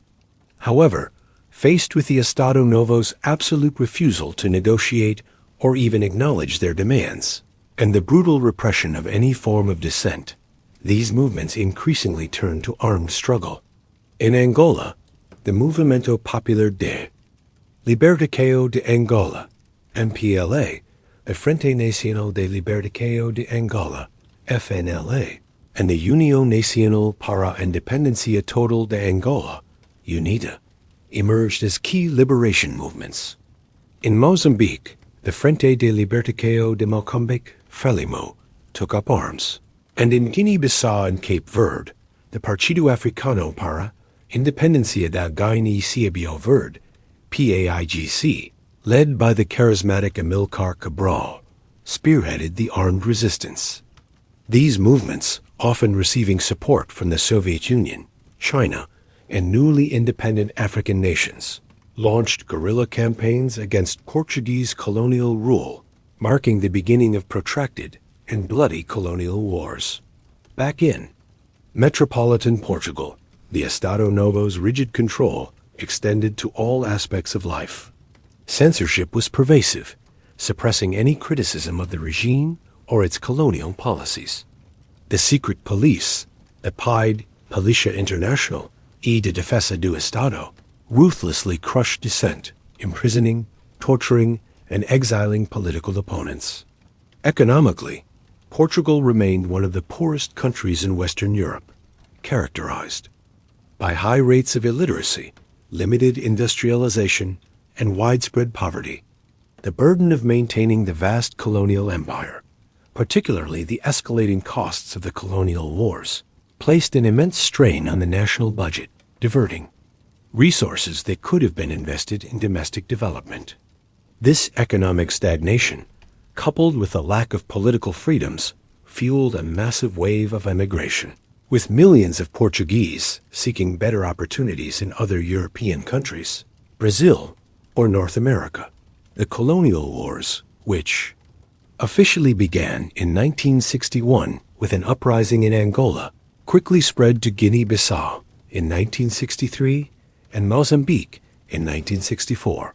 These conflicts, fought across vast and challenging terrains, became increasingly costly in terms of human lives, financial resources, and moral legitimacy.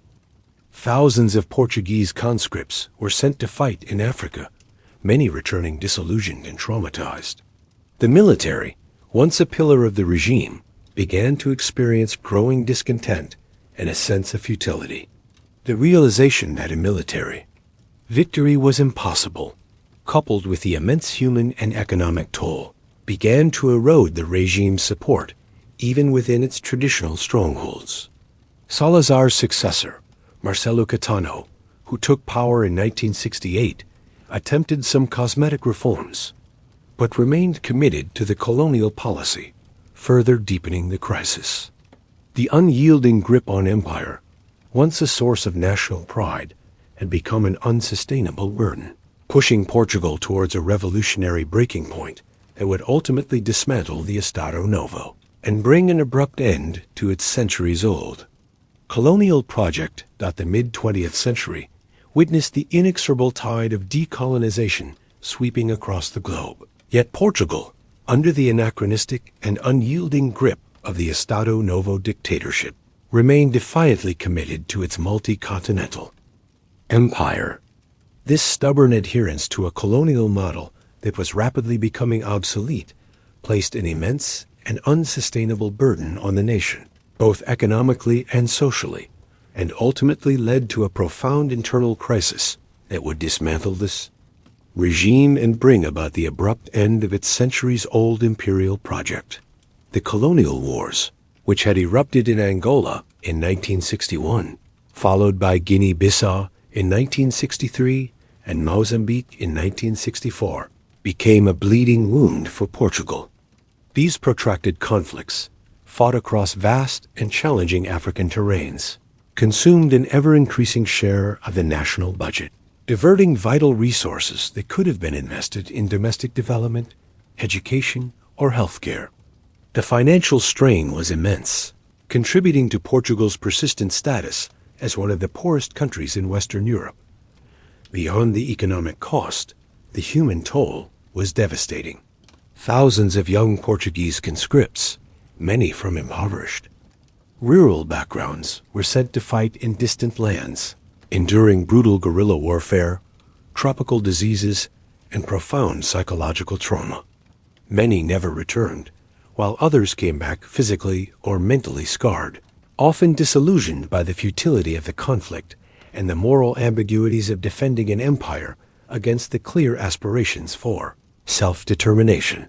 The constant flow of casualties and the pervasive sense of a war without end began to erode public support.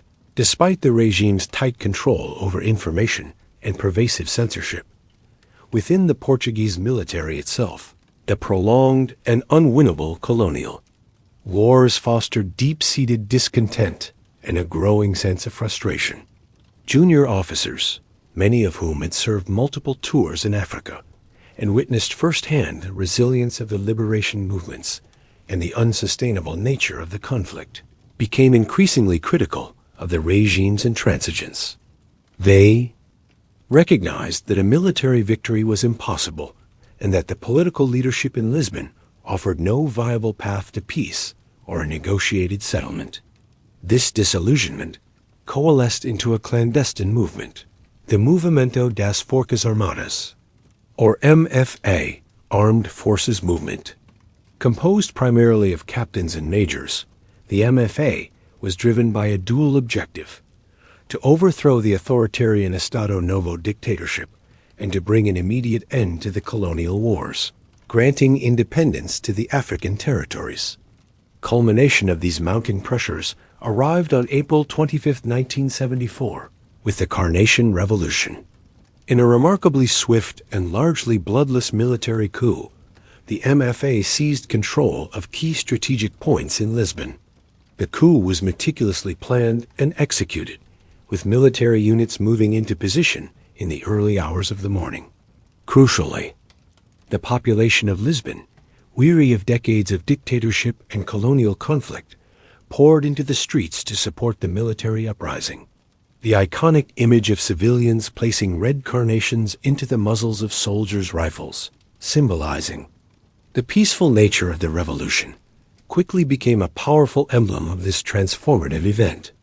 The Estado Novo regime, after 48 years in power, collapsed with surprising speed and minimal resistance. Marcelo Caetano, Salazar's successor, surrendered, and the long night of authoritarian rule came to an end. The Carnation Revolution was not merely a military coup. It was a popular uprising that ushered in a new era of democracy and freedom for Portugal. The immediate and most profound consequence of the Carnation Revolution was the rapid and often chaotic decolonization of Portugal's African territories. The MFA, having explicitly committed to ending the colonial wars, moved swiftly to negotiate with the African liberation movements. This process was driven by a combination of factors: the MFA's ideological commitment to self-determination, the overwhelming international pressure that had built up against Portugal's colonial policies, and the practical impossibility of continuing the costly and unpopular wars. However, the speed of decolonization, while necessary, also presented immense challenges. Decades of Portuguese colonial rule had deliberately suppressed the development of indigenous political institutions and trained African leadership, leaving a vacuum of power in many territories. Got the decolonization process unfolded differently in each territory. Guinea-Bissau, with a PAIGC, had already declared independence in 1973 and achieved significant military successes, was among the first to gain full recognition in September 1974. Cape Verde and São Tomé and Príncipe, smaller island nations, with less internal conflict, also achieved independence relatively smoothly in 1975. However, in Angola and Mozambique, the situation was far more complex and tragic.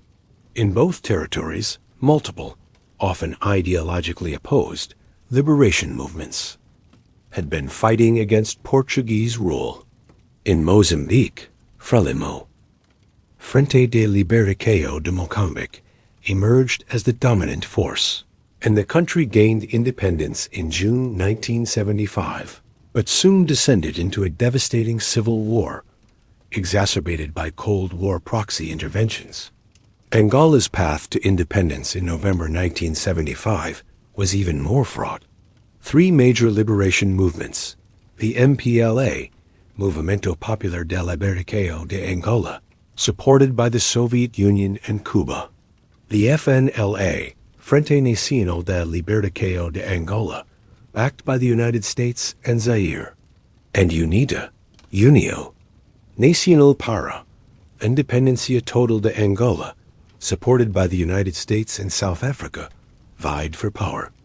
The abrupt Portuguese withdrawal, without a clear transition plan or a unified successor government, plunged Angola into a brutal civil war that would last for decades, becoming one of the most devastating proxy conflicts of the Cold War era.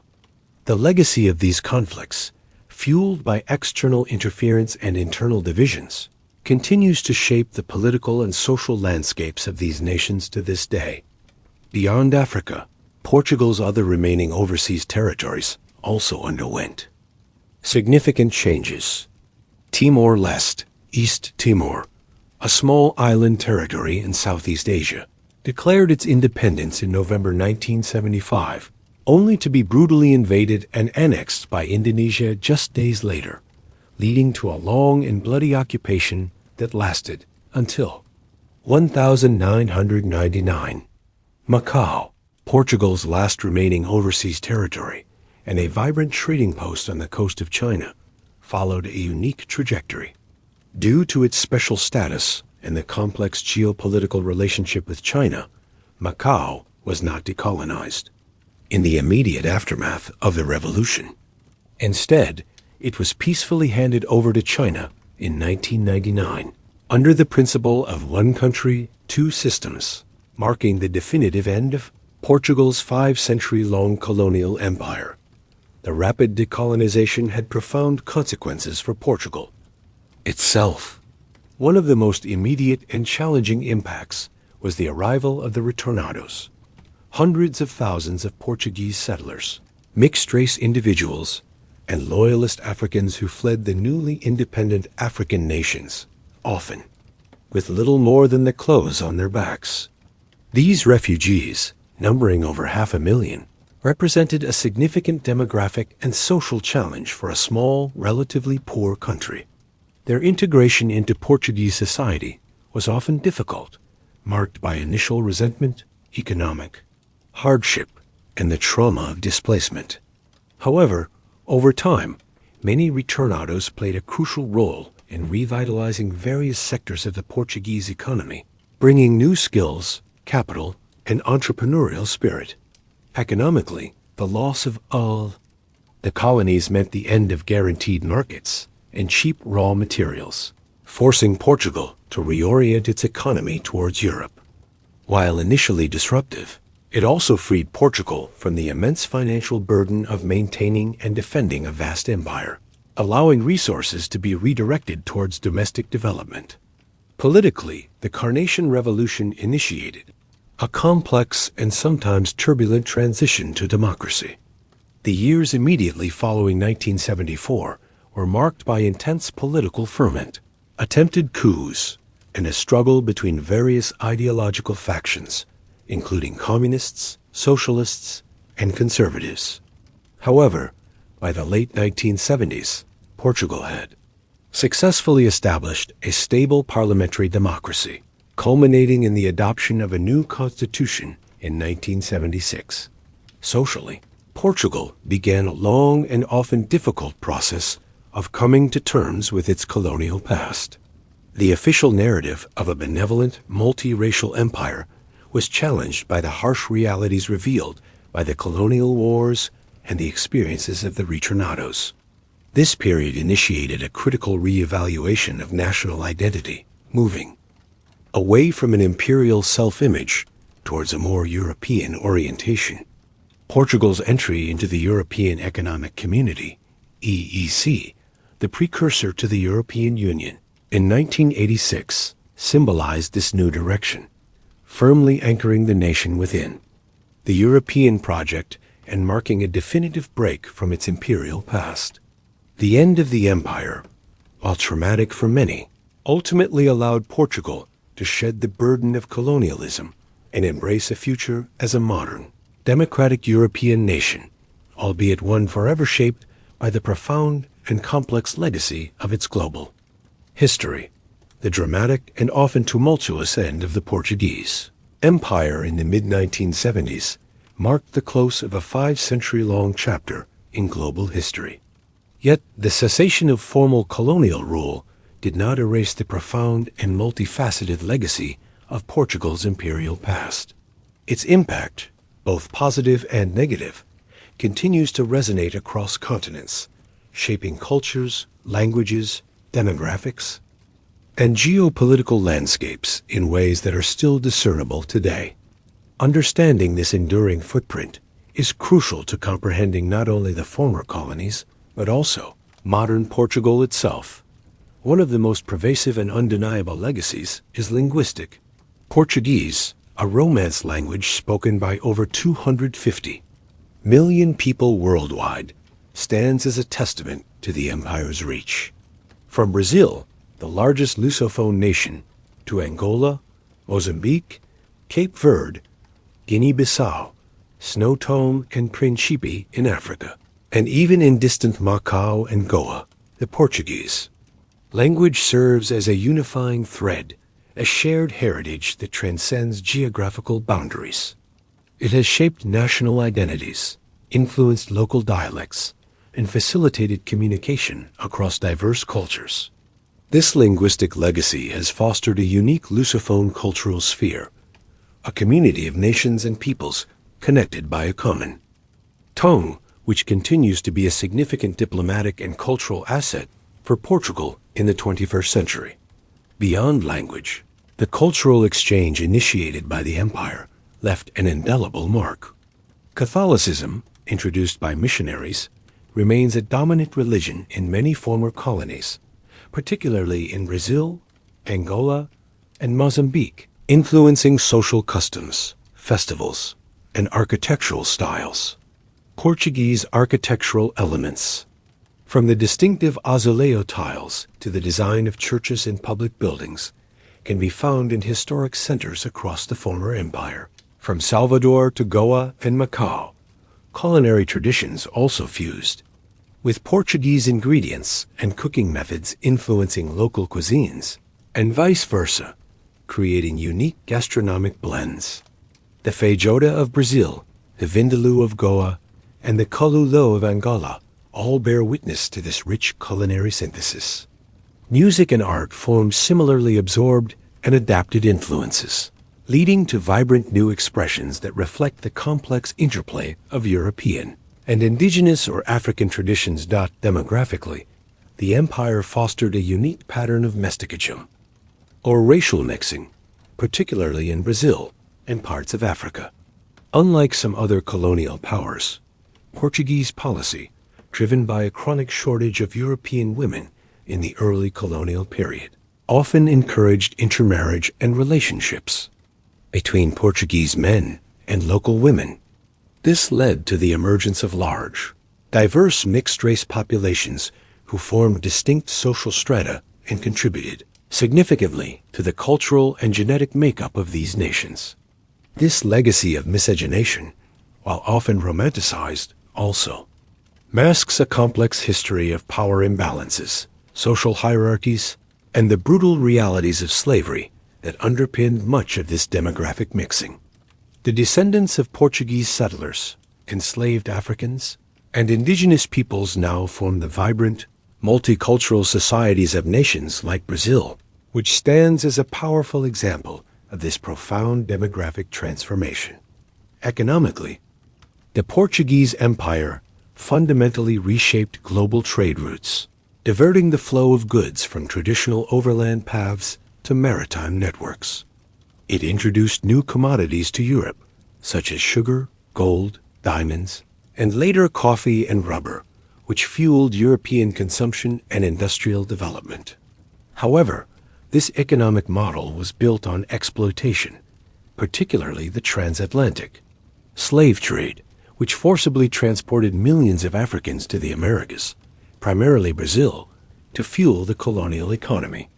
This dark chapter left an enduring legacy of racial inequality, economic underdevelopment, and social injustice in both the former colonies and the African continent. The wealth extracted from the colonies, while enriching Portugal for centuries, also contributed to its long-term economic stagnation by fostering an over-reliance on colonial revenues and hindering the development of its own domestic industries. Geopolitically, Portugal's pioneering role in the Age of Discovery initiated the era of European global dominance. The Treaty of Tordesillas, the establishment of the Estado da India, and the colonization of Brazil laid the groundwork for the modern interconnected world, albeit one shaped by colonial power dynamics. Portugal's imperial ambitions, particularly during the scramble for Africa, also contributed to the arbitrary drawing of colonial borders that continue to impact political stability and ethnic relations in Africa today. For Portugal itself, the end of the empire in 1975 was a moment of profound national introspection and redefinition. The immediate aftermath was challenging, marked by the integration of hundreds of thousands of retornados, Portuguese settlers and loyalists fleeing the newly independent African nations. This mass influx, while initially straining resources, ultimately brought new skills, capital, and entrepreneurial spirit, contributing to Portugal's economic revitalization. The Carnation Revolution not only dismantled the dictatorship, but also liberated Portugal from the immense financial and human burden of maintaining an anachronistic empire. This allowed the nation to finally shed its imperial self-image and reorient itself towards Europe. Portugal's entry into the European Economic Community, EEC, in 1986, the precursor to the European Union, was a pivotal moment, firmly anchoring the nation within the European project. This integration brought significant economic benefits, including structural funds for development, access to a vast common market, and increased foreign investment. It also fostered democratic consolidation and modernization, transforming Portugal into a stable, democratic, and increasingly prosperous European nation. In the 21st century, Portugal navigates its identity as a modern European state with a rich and complex global past. It actively engages with the Lusophone world through the Community of Portuguese Language Countries, CPLP, fostering cultural, economic, and political ties with its former colonies on a basis of equality and mutual respect. This engagement reflects a conscious effort to move beyond the colonial relationship and build new partnerships. Portugal's cultural influence, from its melancholic fado music to its vibrant contemporary art scene, continues to draw on its diverse historical experiences. The nation is increasingly confronting the darker aspects of its colonial past, engaging in critical historical reflection and public discourse about slavery, exploitation, and racial injustice, a necessary step towards a more complete understanding of its own identity. The Portuguese Empire, therefore, was not merely a historical phenomenon. It was a transformative force that profoundly shaped the world we inhabit today. From the global spread of a language to the intricate tapestry of mixed cultures and populations, its legacy is woven into the fabric of numerous nations. Portugal's journey from a small kingdom to a global maritime power, and then to a modern European democracy, is a testament to human ambition, resilience, and the enduring, often contradictory, impacts of historical forces. It is a story of exploration and exploitation, of cultural fusion and conflict, of immense wealth and profound human cost. This complex narrative reminds us that history is never truly past. It continues to live in the present, shaping our identities and our interconnected world. Thank you for joining us on this extensive journey through the history of the Portuguese Empire. We hope you found this exploration insightful and thought-provoking. If you enjoyed this deep dive, please give this video a thumbs up, share it with your friends, and leave your thoughts and questions in the comments below. Your engagement truly helps our channel grow and allows us to continue producing content like this. Don't forget to subscribe and hit that notification bell so you won't miss our next historical adventure. Until then, take care, and we'll see you in the next video.